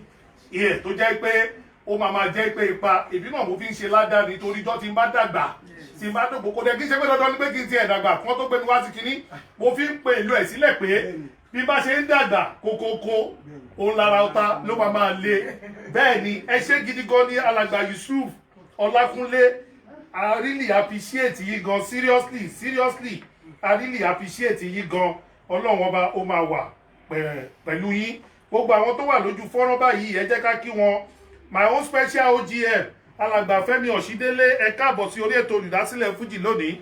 Isa Arulai ẹ káàbọ̀ Rihanna tẹwàá tómi Àyọ̀kẹ́ welcome ẹ káàbọ̀ Ṣọlá Àyànwálé Alhaji Tajudeen Ọládìní ẹ káàbọ̀ ẹ máa bá wa ṣíà ẹ máa bá wa ṣíà Care Home làwọn bìbí tí wọ́n ti ń ṣe ìtọ́jú àwọn àgbàlagbà àwọn arúgbó lọ́kùnrin lóbìnrin kò yọ ẹnì kankan wá sílẹ̀ ìwọ tó bá ní arúgbó ẹ ti ẹ̀dánwò wò ń bì yìí ẹ máa mọ̀ pé bẹbẹ ni Ọlọ́run ni ó wà ní orí àlà Ọlọ́run gba ọwọ́ wọn ó dẹ̀ fi ń ṣeṣẹ́ ìyanu ní ara àwọn arúgbó wa àwọn èèyàn tó wà màámi Ọlánìkẹ́ Àṣekún ẹ káàbọ̀ mà sí orí ètò olùdásílẹ̀ Fuji Adétutù Afọláṣadé Àjọkẹ́ Ọ̀túnba where is this place located Ìbàdàn ní o Ìbàdàn ní ẹ̀gbẹ́ Ìbàdàn airport ní Alákíá ní second gate ibẹ̀ ni wọ́n wà tí wọ́n ti ń ṣe ìtọ́jú àwọn arúgbó ó dàbí care home ní ìlú òyìnbó òun ni gbogbo àwa tá a bá lárúgbó Nàìjíríà gbogbo àwa dandan kọ́ ni ṣé àwọn arúgbó tó wà ní Ìbàdàn nìkan lẹ̀ ń tọ́jú arúgbó Ìbàdàn nìkan kọ́ o torí ẹ̀ mo máa ń sọ pé Ìbàdàn Ọlọ́run rí nìkẹ́ wa ju gbogbo ìlú tó kù lọ pátápátá a máa ń gba èèyàn mọ́ra tó máa sọ pé Ìbàdàn tí ò jalè ojúlóró àjọjí ibẹ̀ ló ń jalè o but àkàn kì í fẹ́ tú wọn síta aláṣẹ máa ń gba gbogbo ẹ̀ mọ́ra inú mi náà dùn pé Ẹ̀gbá náà ni àwọn náà ẹ̀yin náà mọ̀ pé à ń ṣe bẹbẹ nìbàdàn second ohun yìí oníbàdàn bẹ́ẹ̀ ni so gbogbo ẹ̀yin tẹ́ bá lárúgbó ẹni lẹ́kọ̀ọ́ ni ẹni lábẹ́òkúta ni ẹni ní Ọ̀wọ̀ ẹni ní Oǹdó ẹni ní ẹtì ẹ̀jẹ̀ kí wọ́n tiẹ̀ wá tọ́jú wọn bì yìí kẹ́ẹ̀tì ẹ̀ rí bẹ́ẹ̀ ni because a máa wá síbí lóòrèkóòrè láti wá máa wọ àwọn arúgbó tó bá jẹ́ pé àwọn arúgbó wà níbí dáadáa but for privacy reason because ẹlòmíì kò ní fẹ́ gbà á ní pé báàlẹ̀ ṣe lọ gbójú màmí síta torí ẹ̀ ni ò jẹ́ ká lọ sí ibi tí àwọn arúgbó wà tí wọ́n pọ̀ sí tí wọ́n ti ń tọ́jú wọn torí but àwọn tó bá wá látọ̀dọ̀ wa a ti mọ̀ pé a máa gba permission a dẹ̀ máa interview wọn gbogbo bí tẹ bá ti lárúgbó tẹ bá mọ̀ wípé ẹ má wàá jẹ́ kó jẹ́ pé àwọn arúgbó kan wà tó jẹ́ pé wọn ò ní problem o tí wọ́n tiẹ̀ tún gbádùn ju àwa tá a tiẹ̀ tún jọmọ lọ irú àwọn arúgbó yẹn kọ́ la sọ o ẹ má kọ arúgbó tó jẹ́ pé ó ti ní àlàáfíà arúgbó mi tẹ bá rí at the age of 90 kókó báyìí ni tẹ bá gbé wá gúnlẹ̀ ń bì ẹ̀ẹ̀tún ẹ̀pẹ́ o ìgbà yẹn gan ló tiẹ̀ tún máa ń ní problem torí kò use mọ́ gbogbo yẹn àti tí kò bá bẹ́ẹ̀ ni tí kò bá sí ìtọ́jú arúgbó tẹ bá mọ̀ pé kò sí ìtọ́jú fún tàbí arúgbó tẹ bá mọ̀ pé fi sílẹ̀ Nàìjíríà ojú yóò fi bẹ́ẹ̀ tó lẹ́yìn ẹni ráì láti gbé wọn wá síbí àwa gọ́dẹ̀ máa bá yín monitor because this place is in partnership with olùdásílẹ̀ Fuji ẹ̀dẹ̀ mọ̀ pé bàbá tá à ń ṣe nǹkan lórí ẹ̀yìn náà bàbá yìí ó fi gbogbo àjọ ayé ó fi sin àwọn èèyàn ni ó dẹ̀ fi help àwọn èèyàn torí ẹ̀ náà la ṣe sọ pé lónìí yìí in fact ẹ ṣe gan ni Agboola Taofeek very good job madam God will bless you with all this you bring down to our country thanks so much for that bẹ́ẹ̀ ni àwọn lẹ́ni àkọ́kọ́ tó kọ́kọ́ gbé kínní ìwá sí orílẹ̀-èdè Nàìjíríà we can even no it's true people are actually testifying to it bẹ́ẹ̀ ni I'm very happy to see these things in my country Nigeria I really love it bẹ́ẹ̀ ni ẹ ṣé gidi gan ni Ọlálékan Bánjọ ẹ ṣé gidi gan ni o there is a step forward for adult care bẹ́ẹ̀ ni ẹ ṣé gidi gan ni o wow yes alàgbà Yusuf Ọlákúnlé àwọn náà ló sọ lẹ́ẹ̀kan wọ́n ní Ọ̀túnba please I would like to offer 8 refurbished flats for them in Ìbàdàn Bódìjà in fact ṣé tí ẹ̀rí Bódìjà yẹn ó fi wà pa because ó wà ní center á ro àwọn èèyàn á quiet á lè jẹ́ kínní ẹ wo Ọlọ́run ọba nìkan ló lè bá wa dúpẹ́ lọ́wọ́ yín alàgbà Yusuf Ọlákúnlé ṣé rí bí tẹ́ sọ pé ó wà yẹn gangan in fact ẹ̀yin ẹ ti fi ṣe ládá sílẹ̀ ńsìn tẹ́ bá dàgbà tẹ́ bá pẹ́ tẹ́yìn náà tẹ́ bá lọ síbi tí àgbà ń rè tẹ́ bá ti pé 100 120 130 150 ládá nìkan tẹ́ ṣe ẹ̀dẹ̀ máa bá ń lẹ̀ ní ọ̀dọ̀ Ọlọ́run ó máa dúró dè yín lẹ̀ lẹ́nu bodè nǹkan tí ò yá àwọn èèyàn nìyẹn owó kọ́ ni gbogbo nǹkan owó kọ́ ẹ jẹ́ ká ṣe nǹkan tó jẹ́ wípé táwa náà bá sí ń bẹ̀ mọ́ ó máa jẹ́ ládá fún wa irú ẹ̀ níbi tá a wà yìí bíkọ́ kò sẹ́ni tí ò ní darúgbó àwọn tó dábì sílẹ̀ wọn ò dá sílẹ̀ nítorí owó bẹ́ẹ̀ ni wọn ò dá sílẹ̀ but wọ́n ní passion owó tí wọ́n dẹ̀ ń gbà kò kí ń ṣe owó tó tiẹ̀ wọ́ọ̀tì ìtọ́jú tí wọ́n ń fún àwọn èèyàn bẹ́ẹ̀ ni ẹ̀yin náà mọ̀ pé nílùú òyìnbó tó bá fẹ́ tọ́jú arúgbó ó ní iye tí wọ́n ń sọ fáwọn tó bá lọ tọ́jú wọn staff tí mo rí ilẹ̀ gan sìn lásán wọ́n ti wọ bíi 30 ẹ wá nǹkan tó sọ sálárì fáwọn staff kì í ṣe kó bóyá tẹ bá gbárùgbó wá wọ́n bèèsì ẹ̀ lórí owó ó ní nǹkan tá à ń sọ ọlọ́run ọba ó dẹ̀ máa fi ìṣọ́ ẹ̀ máa fi ṣọ́ ọlọ́run bá ó máa ṣe ní ládàá fún yín lágbára ọlọ́run ẹ jẹ́ ká tún lọ wo àwọn nǹkan tó kù yá Màámi Mọ̀dínà Salaudeen Adéwálé ẹ káàbọ̀ ẹ ṣé gidi gan ni ẹ káàbọ̀ Màámi Aminat Táíwò Alábànlá ẹ káàbọ̀ láti ìlú Ọ̀yọ́ ẹ ṣé gidi gan ni. Ok màmá ẹ rọra mà ẹ jẹ́ ká kọ́kọ́ màmá gan gbádùn ẹ rọra mà èyàn tí ẹ lè rí kọ́kọ́ tí ẹ sọ́pá arúgbó gan ni ẹ rọra ó ga gan ni. Oṣù keje ẹjẹ bá wa blow tv yẹn. Ọpẹ́lọpẹ́ àwọn ọmọ mi ara wọn náà sì gbígbà ọpẹ́lọpẹ́ wọn àwọn ọlọ́gbẹ́ mi ìjókòó sí bí n bá fẹ́ yàgbẹ́ bí n bá fẹ́ tọ̀ àwọn ọmọ yẹn ẹ̀mú wọn rí ògùn tí ọmọ gidi ni wọ́n mú mi gẹ́gẹ́ bí ìyá àti dókítà wọ́n ṣàdúrà fún àdúrà ọgbẹ́ lórí wọn. Àmín. Orí wọn ò ní gbàgbọ́. Àmín màmá àmín. Jáde ẹ̀ náà dúpẹ́ fáwọn.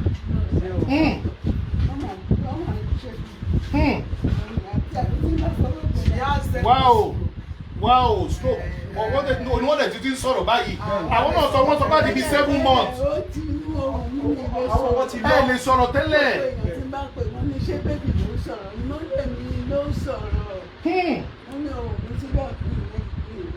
Láti bí oṣù keje. Oṣù méje. Òun dá fún mi lóúnjẹ. Ní ìpè àwọn ọmọ mi rí pé bí ń pa nípa wá fún mi. Ẹ pé àwọn ọmọ yín rí pé bí ń pa yín pé kí wọ́n fún yín lóúnjẹ rí. Wọ́n kó oúnjẹ wá fún mi ìta. Àwọn oníkó wà wò ilẹ̀ ṣé kí n jẹ́. Tọ́wọ́ ti gbogbo báyìí, wọ́n ní kí n ṣe oúnjẹ tí mo lè ṣe. Àbẹ̀yàwó ọmọ mi nìkan ni mo sọ fún pé gbogbo oúnjẹ wá fún gbogbo àwọn olùọmọ méjì wà nídìí. Ọkọ rẹ̀ tí ẹ̀wọ̀n ń wò mí lánàá. Ókè ó wá láti Germany wá wò wọ́n. Ṣùgbọ́n ń gbádùn bí yìí bẹ́ẹ̀ ṣe wà wọ́n tọ́. Dáàdì ẹjọ́ ẹ má sọ̀rọ̀. Ní ìrírú ẹ̀rí bí mo ṣe darúgbó mi ìrírú hospital mi. Torí òru ló mú mi, aago 4 ló mú mi. Kò síbi tó ń dùn mí lẹ́lẹ̀. Ẹ̀yin náà lẹ́nu tí ń ta lúdò yìí. Èbí lúdò wọ́n gbé síwájú yìí. Ẹ pa àwọn ọmọ mi kọ́ wá bá mi ṣeré ni. Wow! Ẹ pè wọ́n kọ́ wá bá mi ṣeré kí má nìkan jókòó wọ́n ṣe discharge. Lágbára Ọlọ́run á dẹ̀ fún yín lálàáfíà. So kì í ṣe pé àwọn ọmọ yín kankan wọ́n balẹ̀ ń bì pé ibi tẹ́ wà yìí pé ibi tí ìtọ́jú tó péye ni. Dáàdì mi tẹ̀ tí ìgbọ́rọ̀ hospital àwọn ọmọ mi pè mí nígbà tí wọ́n ń gbé mi gbọ̀ lọ hospital. Wọ́n ní àbí kí wọ́n máa gbé mi lọ sí UCH. Mo ti ń gbúrò yìí àní mò ń gbúrò UCH. Pé wọn ò ní tètè dá mi lóhùn mo lè gbé mi nù. Ló wá ṣe gbé mi yà sí bí èyí mo sọ fọ́mọ mi nígbà tó ń gbé mi bọ̀ ọkùnrin ni. Mọ̀ pé kò mọ nǹkan kan bọ̀ tí ó yòóyé yé. Bẹ́ẹ̀ ni ẹ ṣé gan ni mọ́mì Ọlọ́run á fún yín lálàáfíà ní agbára Ọlọ́run. Inú mi dẹ̀ dùn ẹ̀yin náà rí pé kì í sọ̀rọ̀ owó ní nǹkan tó ń sọ yìí. Àdúrà yín gan lásán it goes a long way.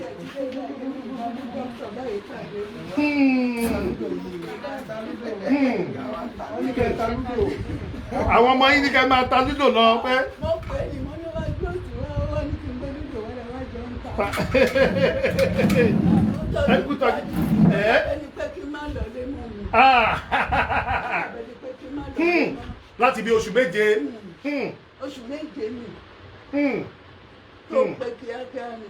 Ó kàn ń yà mí lẹ́nu. Dókítà ṣáà sọ pé màmá o pariwo pé oṣù méje mo ti wà ní. Kí má sọ, mo ní màá sọ o. Ọmọ iye oṣù tí mo ti wà ní. Ṣé ò wá gbìyànjú fún mi? Ó gbìyànjú fún mi ọkọ mi. Bàbá láàánú ẹ pàdé lágbára Ọlọ́run. Ẹ ṣé gidi gan ni ẹ ṣé gidi kò sí wàhálà Ọlọ́run á fún yín lálàáfíà lágbára Ọlọ́run ẹ ṣé gan ni o. Grandma. Wow.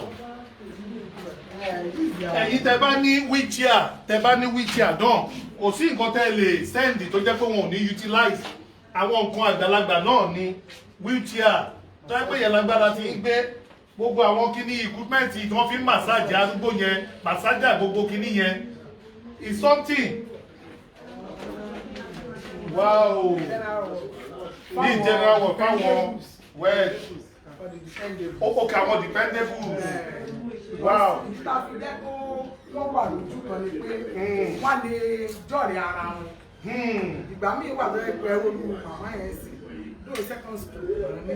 second stroke wọ́n ti kọ́kọ́ ní stroke ní right wọ́n wá padà ní stroke ní left yẹn náà manage yẹn tẹ́lẹ̀. so ṣe mọ̀ pé eléyìí ò strong enough láti gbé wọn mọ́. wow so olóṣèlú bọ́ wọ́n ti ń dúró wọ́n lè dúró fúnra wọn màmá bẹ́ẹ̀ nínú ilé yẹn. ìfà ìdáhùn ló tiẹ̀ tí sọ̀rọ̀ dáadáa wọ́n ń sàtọ́ máa dáhùn wákì wọ́n láwọn ò lè sọ̀rọ̀ ti lọ. a máa wí wọn síta láàárọ̀ fún fresh air every morning a máa wí wọn síta wọn á wò ta ìjọ mi ìgbà mi ó lè jẹ́ ìta yẹn gan-an ti máa jẹun a kò máa gbé round table sọ́dọ̀ wọn ni wọ́n ní àwọn ibi ìgbà fáwọn so inú bíbá yẹn sì máa ṣe wọn ẹlòmíì tó yẹ pé tó bá wù. wọ́n máa léra wọn bára wọn sọ̀rọ̀. wọ́n rò pé tí tòun ló burú jù tó bá tún rí tẹlòmíì a máa fọpẹ́ fọ́. a máa tún fọpẹ́ fọ́ so lọ́wọ́. wọ́n jọ máa ń bára wọn ṣe lọ́wọ́ máa ń bára wọn sọ̀rọ̀ láwọn tá a ti discharge láwọn ni wọ́n ti gbé wọn lọ travel. wow wow ó ga ok ibi kan tó wà ní ìdí bákólì ok ibi yìí wọ́n á dúró bákólì wọ́n á gbàtẹ́gùn wọ́n lè ta lúdò sí gbogbo ẹ̀ wọ́n á ṣe eré wọn. wow wọ́n á ta lúdò wọ́n máa gbàtẹ́gùn bí wọ́n á ṣe kú ẹ̀. ìjọba èmi tó máa ń jókòó tí wọ́n ti máa bá wọn ta lúdò. wow so another. ok another kìíní tó wà ní.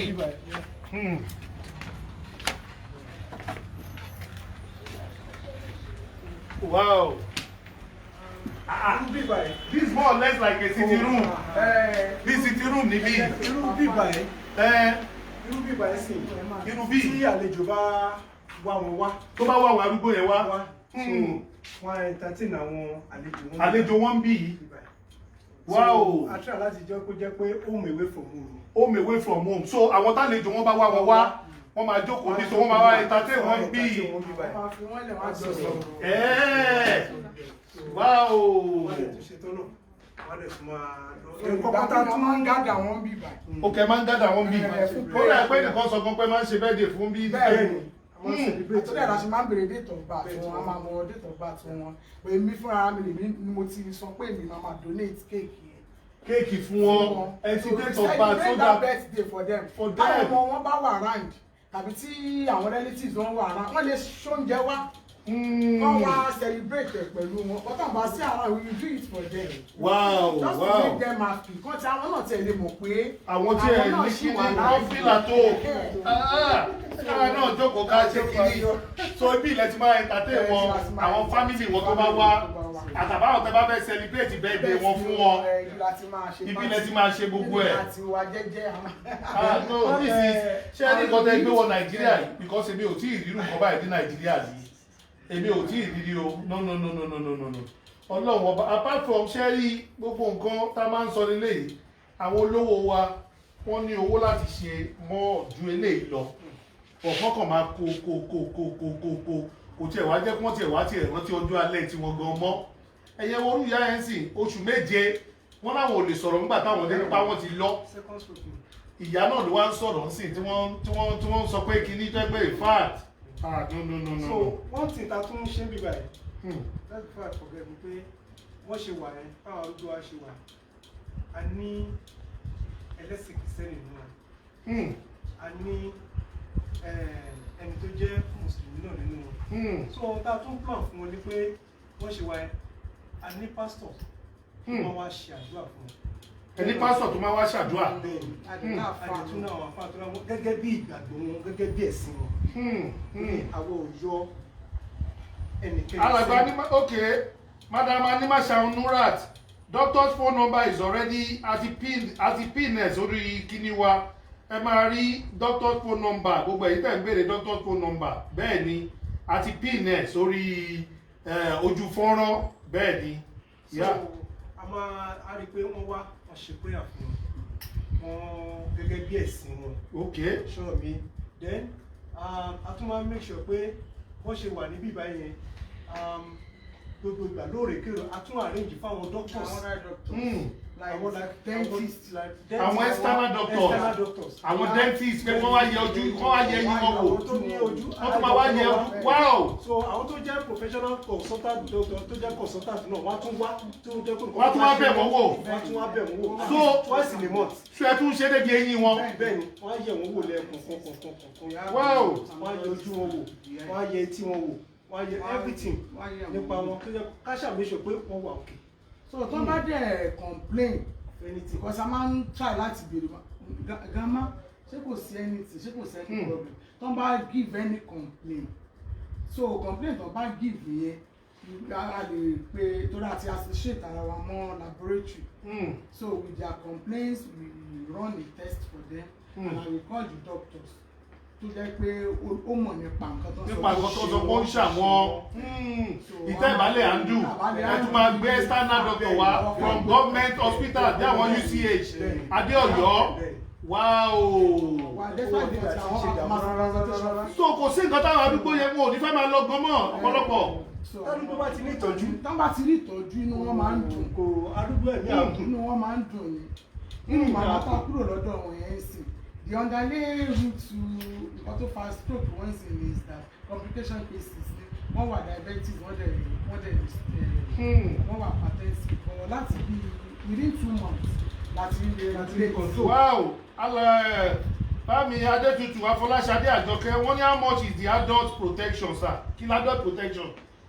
Adult protection èwo tún ní adult protection wọ́n ní please ask the doctors I would like to buy for the home. Okay, pampers àwọn pampers yẹn èlò lẹ máa ra páàkì ẹ. ètí mo gbé last nsìn mo gbé yẹn ní 30,000. wow wọ́n ní táwọn gbé last àwọn gbé ní 30,000 nípa one pack yẹn okay mẹ́wàá ló máa ń wà nínú ẹ̀ wow bàbá Adétutù Afọláṣadé Àjọkẹ́ wọ́n ní 30,000 ní táwọn gbé last yẹn pé ẹ ò ní pack wow wọ́n ní 27 ní tẹ́lẹ̀ bí dọ́là ṣe ń wọ́n bí pounds ṣe ń wọ́n bẹ́ẹ̀ ni ọ̀pọ̀lọpọ̀ nǹkan wọ́n ní Nàìjíríà bí o ẹ̀mí gan sì gan kọ́lọ́wọ́n bá kó ṣàánú dọ́là ni wọ́n fi mẹ́yọ̀ ẹ̀mí wá ń sìn kọ́lọ́wọ́n bá kó bá wa ṣe ni ẹ ṣe gidi kan dápà òun náà ni wọ́n ní 30,000 òun ni páàkì ẹ̀ Nàìjíríà nísìnyìí wọ́n ní 30,000 ní òun ni ìyẹn báyẹn Màámi Mọ̀dínà Salaudeen Adéwálé ẹ ṣe gan ẹ káàbọ̀ wow wọ́n ní I will buy 60,000. Thank you. ẹ ṣe gidi gan ni Adétutù Afọláṣadé Àjọkẹ́ Faransé làwọn wà nílùú France. àmì o wọ́n ní iṣẹ́ táwọn náà ń ṣe náà níṣẹ́ home wọ́n ní iṣẹ́ home náà làwọn náà ń ṣe awóráwo ni in fact wọ́n dúpẹ́ gidigidi gan ni wọ́n ní ẹ ṣé gidi gan ni o ẹ ṣé gidi gan ni o Ọlọ́run ọba wọ́n lè máa kéré oko délé Ọlọ́run ọba dẹ̀ máa bù sí àpò yín ibi tí ẹ bá ti ń mu òní tó ń bẹ̀ ní agbára Ọlọ́run gbogbo ẹ̀yin tẹ́ bá mọ̀ wípé Ọlọ́run ràn yín lọ́wọ́ ẹ jẹ́ ká ṣe kí lórúkọ ẹ̀ ẹ jẹ́ ká ṣe nǹkan sí ibi yìí ládà ẹ̀ ó ju pé ká wá kówó lọ sí chọ́ọ̀chì lọ torí tẹ́ bá kówó fún pásítọ̀ ara nǹkan tó yẹ kí wọ́n máa ṣe òun náà lélẹ́yìí pásítọ̀ wa lè má lè ṣe é torí òun kọ́ ló ń tọ́jú àwọn èèyàn bẹ́ẹ̀ ni ó lè má lè ṣe é bọ́ tẹ́ bá kó ìwà tẹ́ bá fi ṣe nǹkan síbí directly ẹ̀yẹn wo tinútinú tí ìyá yẹn tí wọ́n fi ṣe àdúrà ìyá arúgbó mo dẹ̀ ń fìlẹ̀ ẹ̀ ní ara mi yọ̀ bẹ́ẹ̀ yìí náà ń fìlẹ̀ o bí ìyá yẹn ṣe ń ṣe àdúrà báyìí ó dẹ̀ ń wọnú ara mi tó jẹ́ pé èmi gan mo ti mọ̀ pé kínní tẹ́lẹ̀ ẹ̀rù ń bà mí pé ṣé 90 tí mo bọ́ lọ́n dámọ̀ràn yìí ṣé kò ti ìyá tó ti fi increase ẹ̀ sí ìyá tí bá fi increase ẹ̀ sí 100 báyìí ó ti di 120 bí màá dẹ̀ ṣe kébé náà lélẹ̀ yìí ní agbára náà gbogbo ẹ̀yin tí Màámi Adétutù Afọláṣadé Àjọkẹ́ tẹ́ bá ní arúgbó tó bá jẹ́ bíi family bíi aunty bíi àbúrò bàbá tàbí ọkọ ẹ má máa jẹ́ ká máa rò páwọn ìyá nìkan ni o àwa bàbá náà ẹ ṣàánú wa ẹ̀yin tẹ́ bá mọ̀ pé ní arúgbó ọkùnrin ẹ má máa ní dádì ò lágbájá ẹ má jẹ́ apádádì báyìí ẹ jẹ́ ká gbé bàbá wá síbí kí bàbá wá gba ìtọ́jú tó péye bẹ́ẹ̀ ni ẹ ṣe gidigidi gan gbogbo ẹ̀yin tẹ́ bá wa dá sí ẹ má bá wa share program yìí sódà àwọn tí ò tí ì sí ní ojú fọ́nrán wọ́n á lè mọ ibi tí a wà ní èdè yìí ibi tí wọ́n ti ń ṣètọ́jú àwọn arúgbó. OGM Fẹ́mi Ọ̀ṣídélé, what a fantastic way to care for our elder. bẹ́ẹ̀ ni fantastic way gidigidi ni o, fantastic way ohun gidigidi ni. Gbogbo nǹkan tá a bá mọ̀ wípé Ọlọ́run fi ràn wá lọ́wọ́ ká tún ọjọ́ alẹ́ tiwa náà ṣe láti ibí yìí. Bẹ́ẹ̀ ni wọ́n ti sẹ́ndì nọ́mbà tí ẹ máa fi pe dókítà lẹ́yìn ètò. Bẹ́ẹ̀ ni that is it yeah. Gbogbo nǹkan tẹ́ bá mọ̀ k'Ọlọ́run fi ràn yín lọ́wọ́, kò bá jẹ́ pé jẹnẹrétọ̀ náà ni, torí tí náà ò bá sí wọn á tanná fún wọn, wọ́n gbọ́dọ̀ tanná. Ibi yóò kì í ṣe ibi tí wọ́n á múná lọ tẹ́gbẹ́ kándù ni wọ́n á tàn. No ẹ má wọ́rí ẹ̀fà jẹ́ kìíní.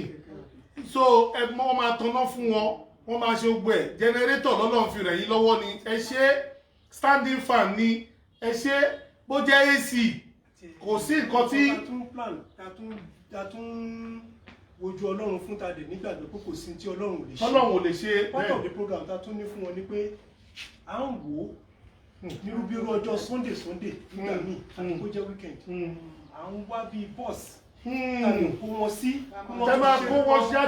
jáde lọ síta. ṣe ti gbọ́nsì yìí wọ́n jáde lọ síta kó tún nọjú lọ síta. tí gbogbo wa kò ju nǹkan tá a lè ṣe lọ tá a lè dáwọ́ ẹ̀ tọ́lọ́ bá rọ̀ wá ṣe pé kí wọ́n kó ó dà pé ìrìn wá sì máa kẹ̀kọ́ mi jọ Sunday torí gbogbo àwọn èèyàn ọ̀pọ̀lọpọ̀ àwọn àmì iṣẹ́ báyìí.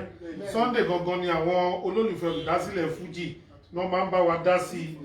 Adéọ̀sùn Ọpẹ́yẹmí, I'm happy such a facility is now existing in Ibadan. God bless the owners. Bẹ́ẹ̀ ni wọ́n ní di bọ́ọ̀sì o, bọ́ọ̀sì yẹn ló wà fún pé ìjọ Sunday wọ́n á kó àbí ìjọ wíkẹ̀ndì tí wọ́n máa kó àwọn arúgbó wa sí, wọ́n á kó wọn lọ sí Shoprite, wọ́n á kó wọn lọ sí zoo nìbàdàn, wọ́n á lọ ṣeré, àwọn náà ṣeré inú wa dùn. Gbogbo nǹkan tí wọ́n ò lọ́pọ́túnítì láti ṣe léwe torí pé wọ́n ń sáré bá a ṣe fẹ́ jẹ́ èèyàn. Ẹ jẹ́ káwọn náà gbádùn. Tá bá dáwọ́ yìí, tá bá ra bọ́ọ̀sì fún wọn, it will go a long way. Tẹ́ pé no, inú tí wọ́n náà máa dùn. Gbogbo arúgbó tó máa ń fi bọ́ọ̀sì yẹn tó máa ń fi kó wọn, ẹ wá wo bínú wọn ṣe máa dùn. Transportation is very important. Yes, mami Mọ̀dínà Salaudeen Adéwálé, ó wà very important fún wọn láti lè máa fi kó wọn. Bí ó tiẹ̀ jẹ́ tuntun, ó tiẹ̀ jẹ́ bí àlòkù tó sì dá, ẹ jẹ́ ká ṣe é, ẹ jẹ́ ká fi ràn wọ́n lọ́wọ́. So that táwọn arúgbó yẹn weekend ìmí ni wọ́n fẹ́ lọ sí Shoprite, ẹlòmíì gbọ́ Shoprite rí ni kò débẹ̀ rí, wọ́n fẹ́ gbẹ́ lòmíì lọ sí zoo ní UI, ó lọ á lè nọra lọ, wọ́n á gbé wọn lọ sí fíìdì nínú Adámàsìgbà, àwọn náà rí, wọ́n á lọ sí Lájì rẹ́sọ̀tì, wọ́n á rí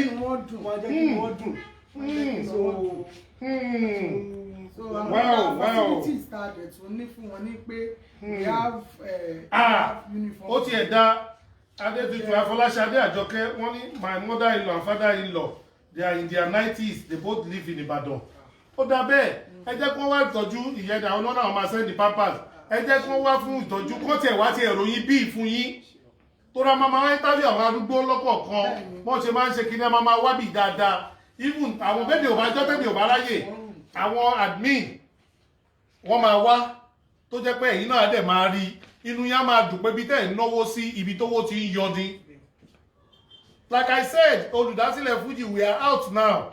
At least fún gbogbo kíní yìí náà ni a wé pé ládà ẹ̀ bó bá ṣe ń bá wa ló máa bá ààrẹ Dr. Sikiru Ayinde Barrister náà. Ẹ lè sẹ́ndì gbogbo àwọn arúgbó yín ẹgbẹ́ ìtẹ́ bá wà all over the world.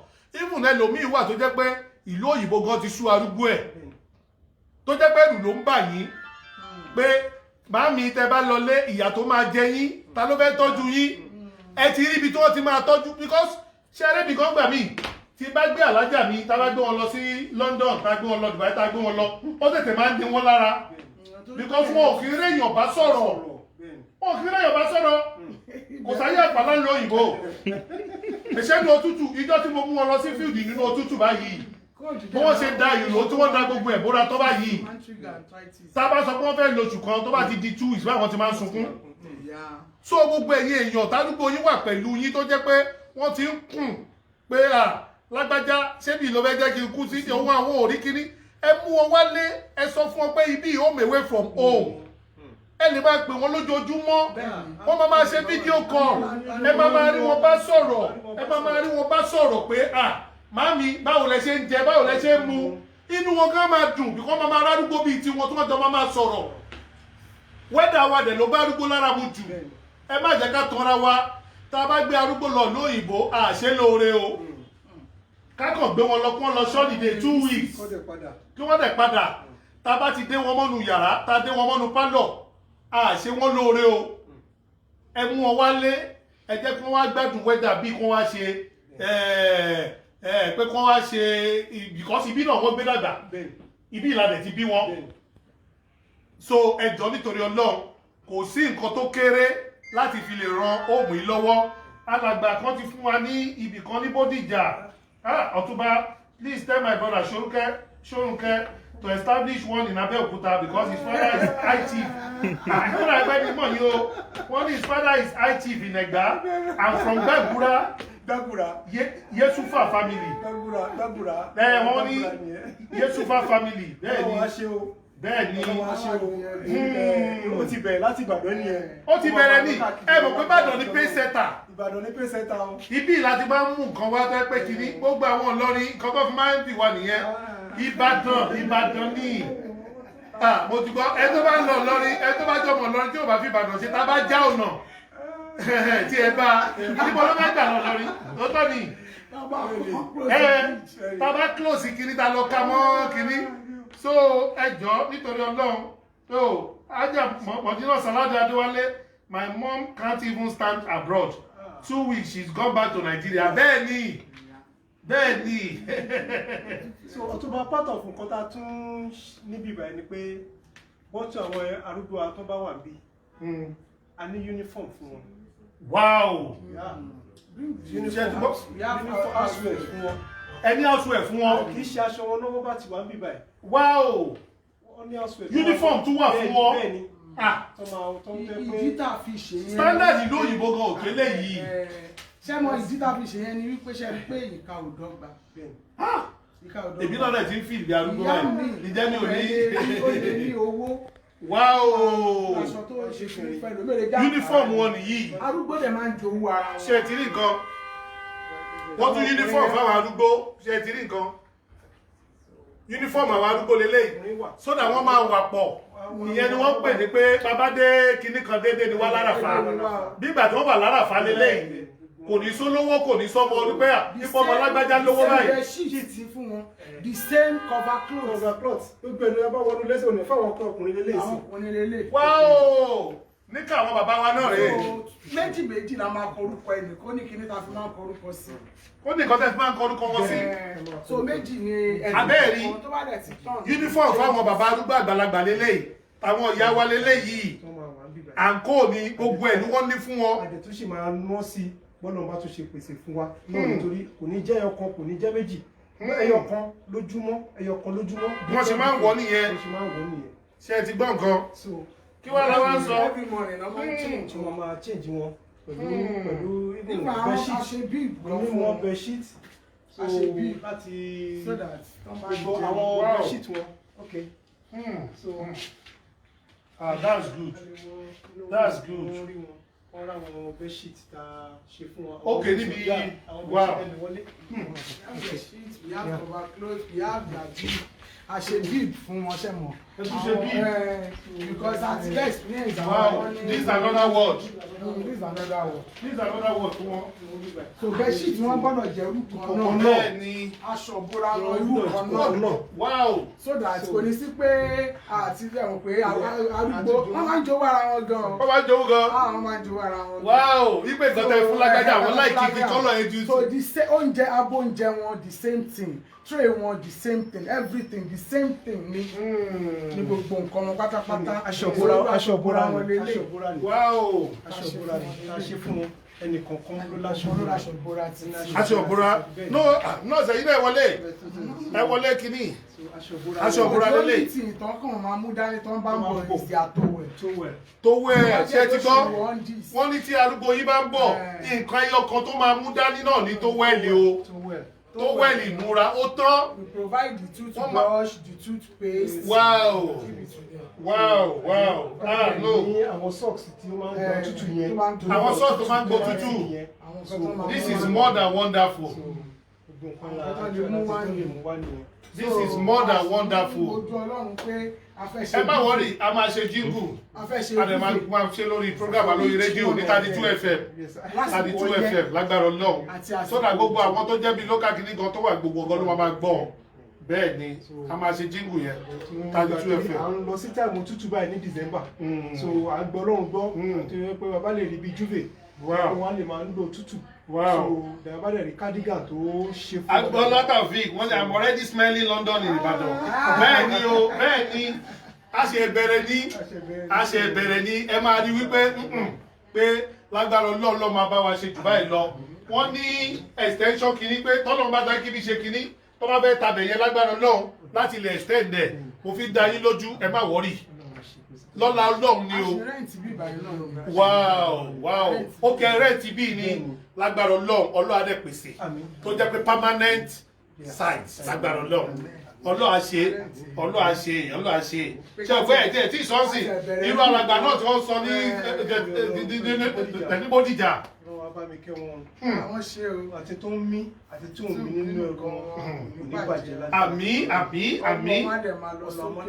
Alàgbà Yusuf Ọlákúnlé ẹ̀yin ni wọ́n ń ṣàdúrà fún yìí pẹ̀lú gbogbo ẹ̀yin tẹ́ wà lójú fọ́nrán. Àwọn ẹgbẹ́ àwọn fans olùdásílẹ̀ Fuji. I really appreciate. Ẹ bá wa kí àwọn OGM àwọn olùdásílẹ̀ Fuji gold members. Pátápátá bọ́tò màláwé. Àdúpẹ́ lọ́wọ́ yín o. Appreciate everyone of Ọlọ́run adé. Mami Modina Salaudeen Adéwálé from London, from United States of America. 100 Juve cover for them.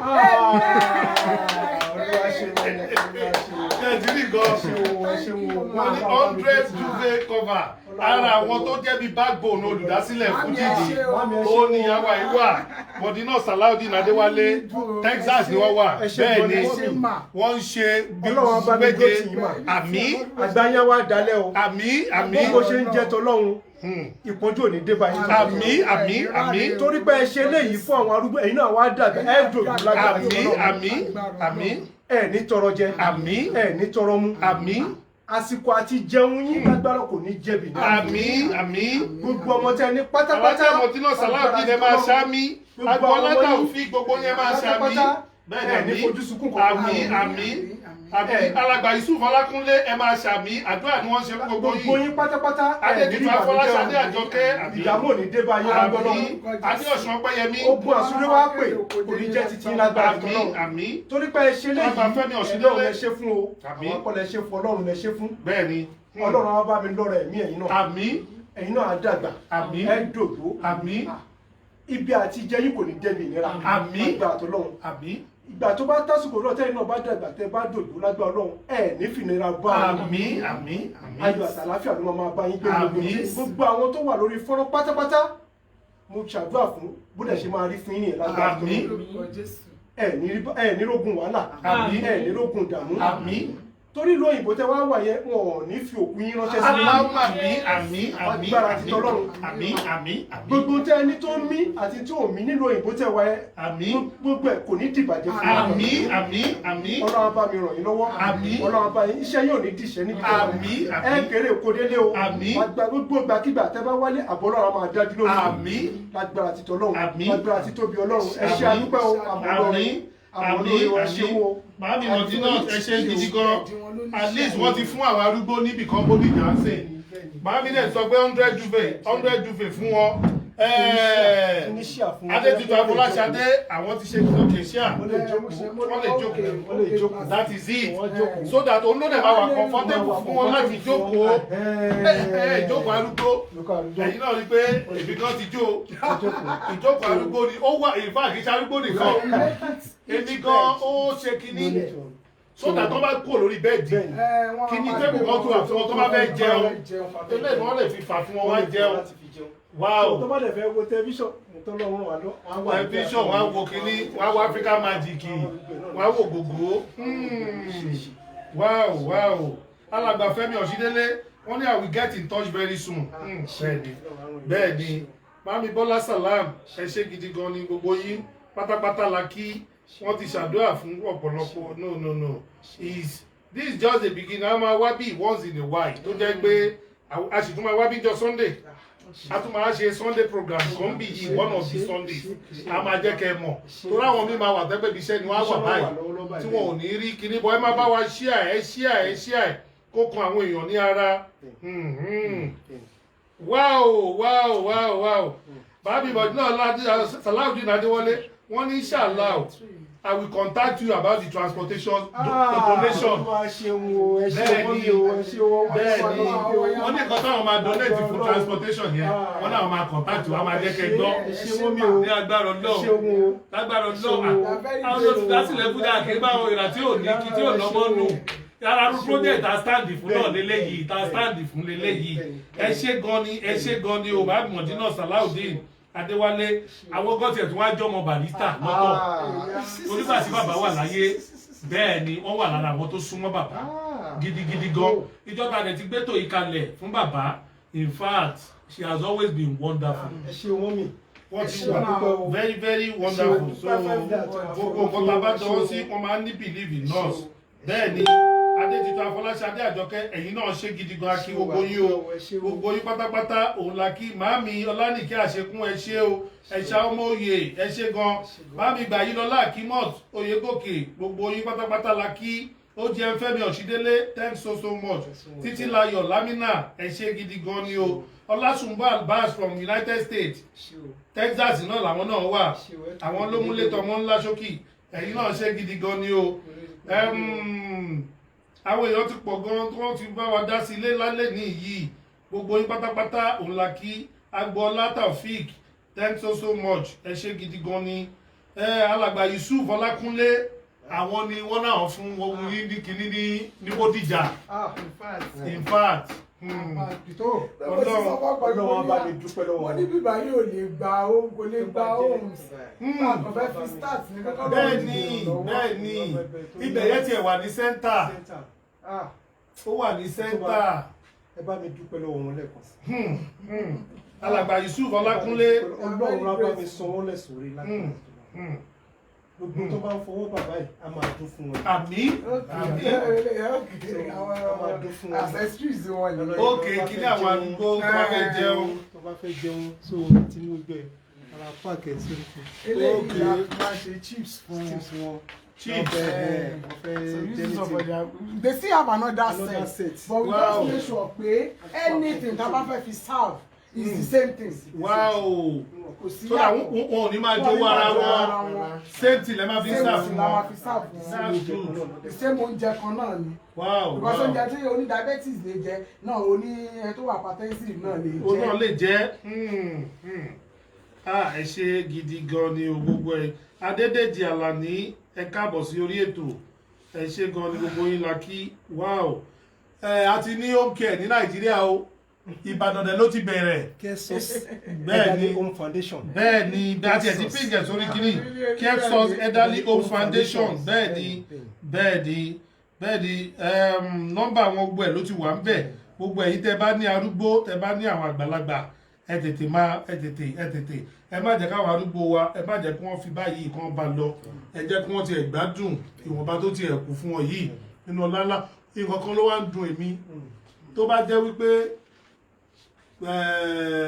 grandma tèmi wọ́n ṣe ẹ̀kú náà lọ́dún yìí ìyá dàgbà náà but ẹ lè sọ pé at almost be 120 ìyá sì tún ràbàlà jẹ fúnra wọn kókó báyìí so tó bá tiẹ̀ pé gbà ìyá tiẹ̀ tó wá ráyè mú ọ wá síbí yìí àwọn iṣẹ́ tó ń ṣe fúnra wọn yẹn èèyàn máa help wọn láti. bẹ́ẹ̀ ni ẹ ṣe pé Ọlọ́run ló ní ẹ̀mí Ọlọ́run ló ní ẹ̀mí o Ọlọ́run ló ní ẹ̀mí lọ́wọ́ ṣùgbọ́n ṣe mọ̀ pé tárúgbó bá rí ìtọ́jú inú tí wọ́n gan máa dùn wọ́n dẹ̀ mọ̀ pé ọmọ àwọn ló gbé àwọn wá síbi tí wọ́n ti ń ṣètọ́jú wọn tinú ni wọ́n máa fi ṣàdúrà fáwọn ọmọ yẹn Ọlọ́run á máa ràn wá lọ́wọ́ ẹ jọ̀ọ́ ẹ jẹ́ ká mú lọ́kùnkúndùn láti tọ́jú àwọn arúgbó wa ẹ jọ̀ọ́ ṣẹ̀dẹ̀rí àwọn arúgbó wa kọ̀ọ̀kan náà wà tó jẹ́ pé tí àgbà bá ti ń dé òun làwọn olóyìnbó máa ń pè ní dementias tó jẹ́ pé àwọn nǹkan tó ń ṣe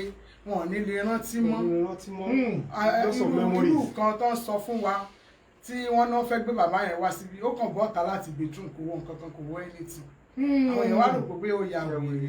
wáò kò dẹ̀ rí kí ní ẹ̀ṣẹ̀ àkọ́kọ̀lọ̀ nǹkan tó ń ṣe ọ̀pọ̀lọpọ̀ náà nìyẹn tí wọ́n fi ń rò pé. àwọn nǹkan báwọn yẹn ni ó jẹ́ kí àwọn arúgbó wa máa di ẹtì láwùjọ tẹ́ pé ṣe mọ̀ arúgbó mi tẹ́ bá sọ a máa fún yín ní ṣùgbọ́n ó ní bí wọ́n á lè mú lájẹ́ wọ́n á lájẹ́ ní.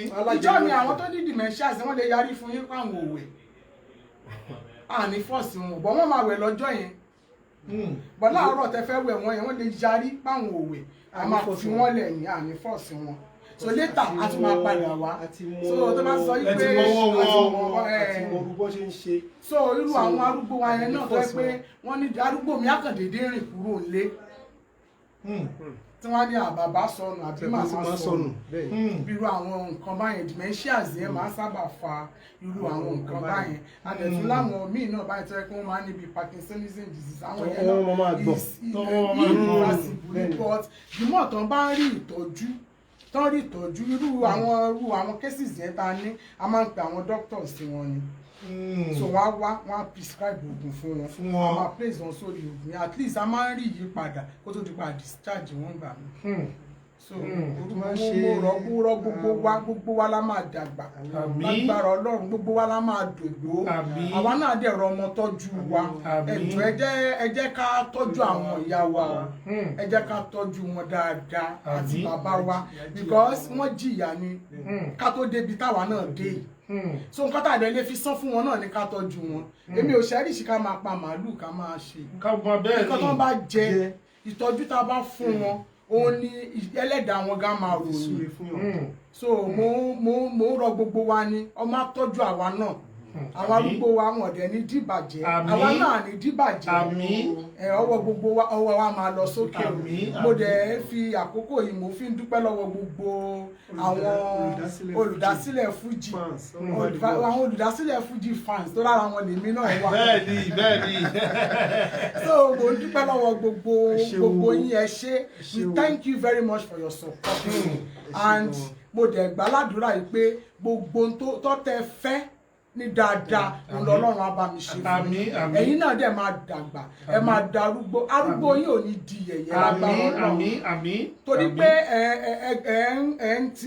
gbogbo wa náà là ń ṣiṣẹ́ ẹ ń tiraka ni láti ràn wá lọ́wọ́ láti fún wa ní support so gbogbo nǹkan tẹ́yìn náà dẹ̀ fẹ́ lọ́wọ́ Ọlọ́run kò ní bọ́ sí ìnira fún mi lágbára Ọlọ́run gbogbo tẹ́ fẹ́ ní dáadáa ọwọ́ yẹn á máa tẹ̀ ní rọrùn àwa náà Ọlọ́run á dẹ̀ ran àwa náà lọ́wọ́ a ò ní ṣe orí ọ̀fẹ́ yẹn lò a ní ṣe orí ọ̀fẹ́ tẹ́ fún wa torí ẹ̀yin ilẹ̀ ń fún wa ní ìwúrí yẹn ń sìn ìfọ́ àti inú mi tún dùn ó tún jẹ́ kí orí mi wú tó ní mo sọ fọ́kọ mi ìwọ Ọlọ́run báwo la ṣe fẹ́ ṣe kínní ìbáyìí kí n tó san salary staff kí n tó ra oúnjẹ kí n tó ṣe kínní kan ní ipe Ọlọ́run á máa lágbára Ọlọ́run every month náà dásílẹ̀ Fuji náà wa náà mọ nǹkan tá a máa fi support àwọn arúgbó wa tá a máa fi support àwọn arúgbó wa mi mo promise yẹn on behalf of olùdásílẹ̀ Fuji tá a máa fi support àwọn arúgbó wa bẹ́ẹ̀ ni tóró wà very very important àwa náà a máa dàgbà a máa dògbó bàbá rẹ̀ sì fẹ́ jẹ́ kọ́jú alẹ́ wá rí òun náà láti gbọ́dọ̀ bẹ̀rẹ̀ ní yàtìsín lọ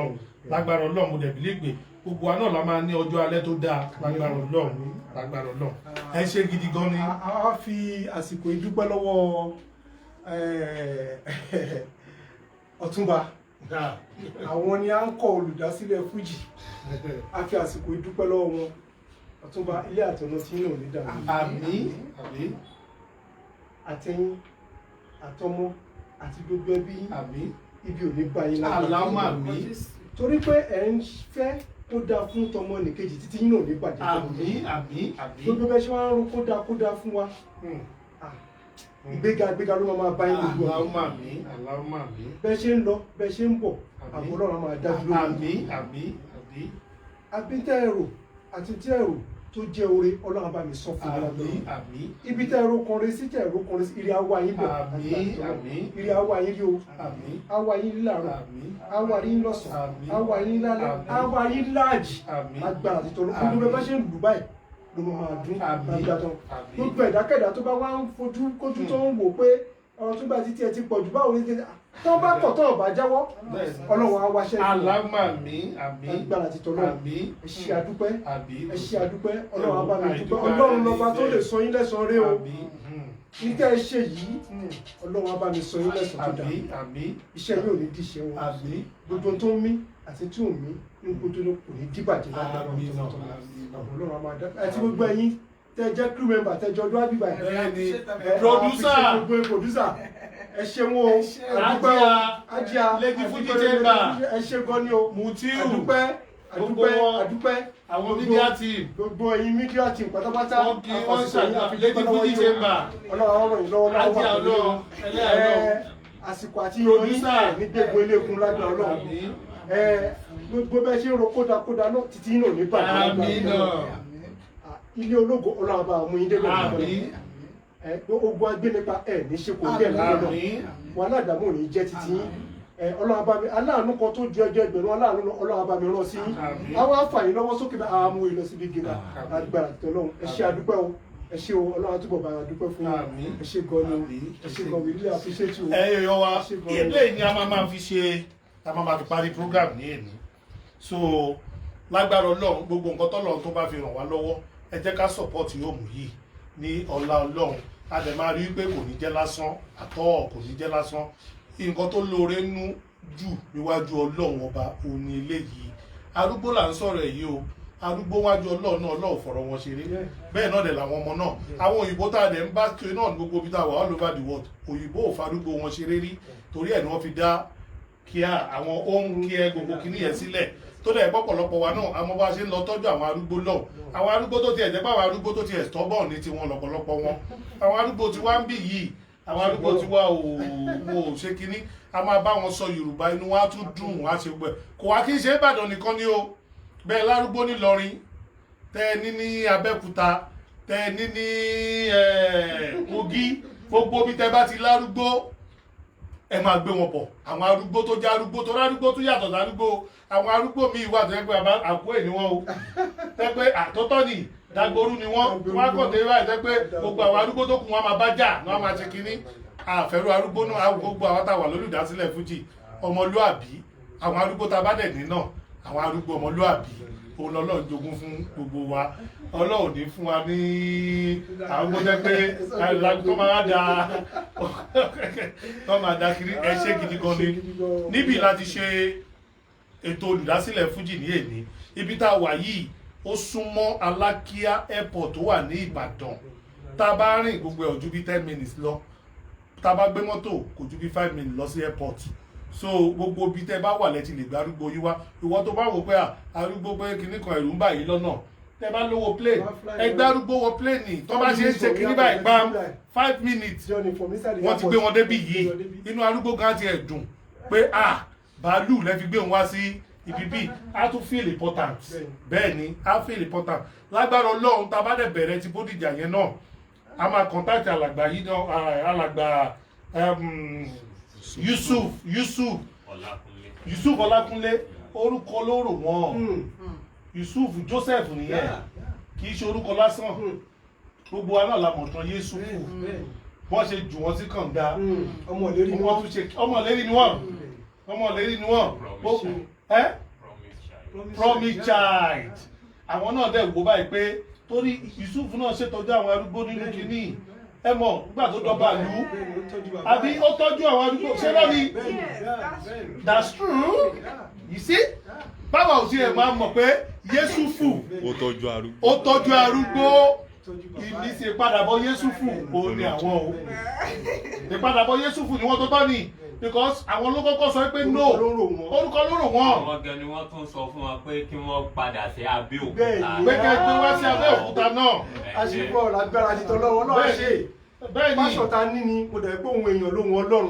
kò sí ìgbà tó ti ẹjẹ sọ nìkan fún yín nígbà tí wọ́n kọ́ bẹ̀rẹ̀ ok ìjọ táwọn ẹni tiẹ̀ kọ́ bẹ̀rẹ̀ wọ́n kọ́ bẹ̀rẹ̀ láti bí Èkó Àbújá kí ní ìjọ náà Àbújá wọ́n ti bẹ̀rẹ̀ tó yá Èkó ó yá ó wá di gbogbo nǹkan tó wà gbogbo Nàìjíríà sìn ibi yìí tó ti bẹ̀rẹ̀ ń sìn yìí ẹ máa rí wípé Ọlọ́run kàn fi ibi yìí ó kàn fi ṣe pé ibi ní foundation ni kéèyàn lè bá àrítàn pa pé lọ́dún tá a bẹ̀rẹ̀ o Alákíá la dẹ̀ ti bẹ̀rẹ̀ o òun ní Alákíá la ti bẹ̀rẹ̀ ẹwà ọbọ̀lọ̀ ń ṣe gbogbo àwọn aláwà ní vi láwà ní Kòyí láwà ní kojú nǹkan tọ́lọ́run lè ṣe lọ ṣé ráwọn míì wà tó jẹ́ pé Ọlọ́run kẹ́ wọn ẹlòmíì nílé tí òun nǹkan tó fẹ́ filé náà ṣe èbó làwọn ń sìn yìí ẹ̀yẹ wo nǹkan tó ṣẹlẹ̀ sí èèyàn míì máa kọ́lé tó jẹ́ pé ilé ẹ̀gán akàn ti pa ni á dẹ̀ wò pé ilé dẹ̀ lára máa ń jẹ tẹ́ bá dé gbogbo Bódìjà tó tọ́ ẹ máa ráwọn kọ́mpáǹdì mi igi ti ń wù nú ẹ̀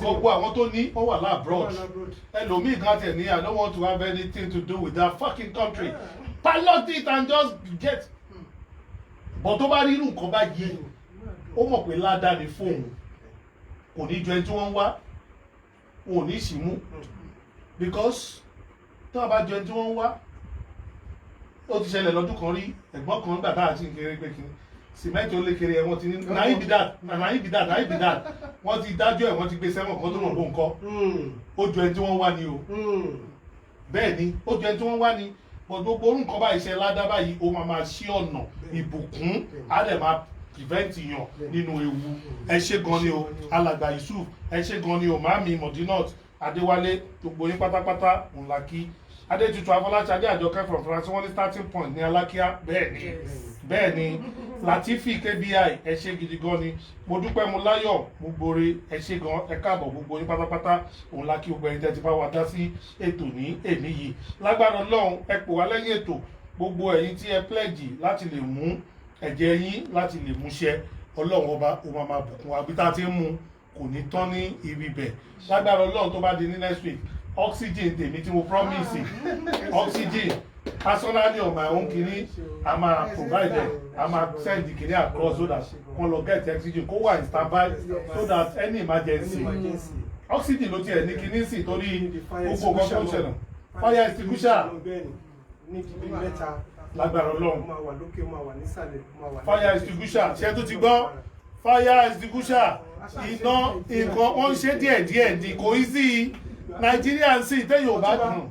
tító fi débì báyìí tító tó fi níwájú Ọlọ́run tá a gbọ́dọ̀ kò jẹ́ rírọ́ struggle ni. ó tiẹ̀ fi hàn ìjọ kiri bẹ́ẹ̀ ni kò sí ẹ tiẹ̀ dúdú pẹ́pẹ́ gbogbo gbọ́múlé láńtà àwọn yẹn wo kọ̀ọ̀kan wá kárúgbó aládùúgbò lọ nígbà tó bá ti tó tọ́ ni nígbà tó bá yẹ kéèyàn sanwó téèyàn bá ti àwọn yẹn wá kárúgbó ni àwọn yẹn èṣù ni wọ́n bá múlẹ̀ wọ́n ti gbé ṣù mí but Ọlọ́run náà tó dẹ̀ bá yín débi tí ó bá yín dé yìí ó máa Ọlọ́run tó bá wa dé débi tó dé yìí ó máa bá wa ṣe jù báyìí lọ ní agbára Ọlọ́run a máa ní ní east a máa ní ní north a máa ní káàkiri gbogbo orígun bẹ́ẹ̀ ní Nàìjíríà yìí ọláláwlá wàlákùátá ilá àbílá ilẹ̀ àṣẹ ẹ ṣé gidi gan ni o ẹ ṣé gan ó tún dijọ́ Sunday ní agbára Ọlọ́run nígbà tá a tún máa mú àkànṣe ètò olùdásílẹ̀ Fuji wa bye.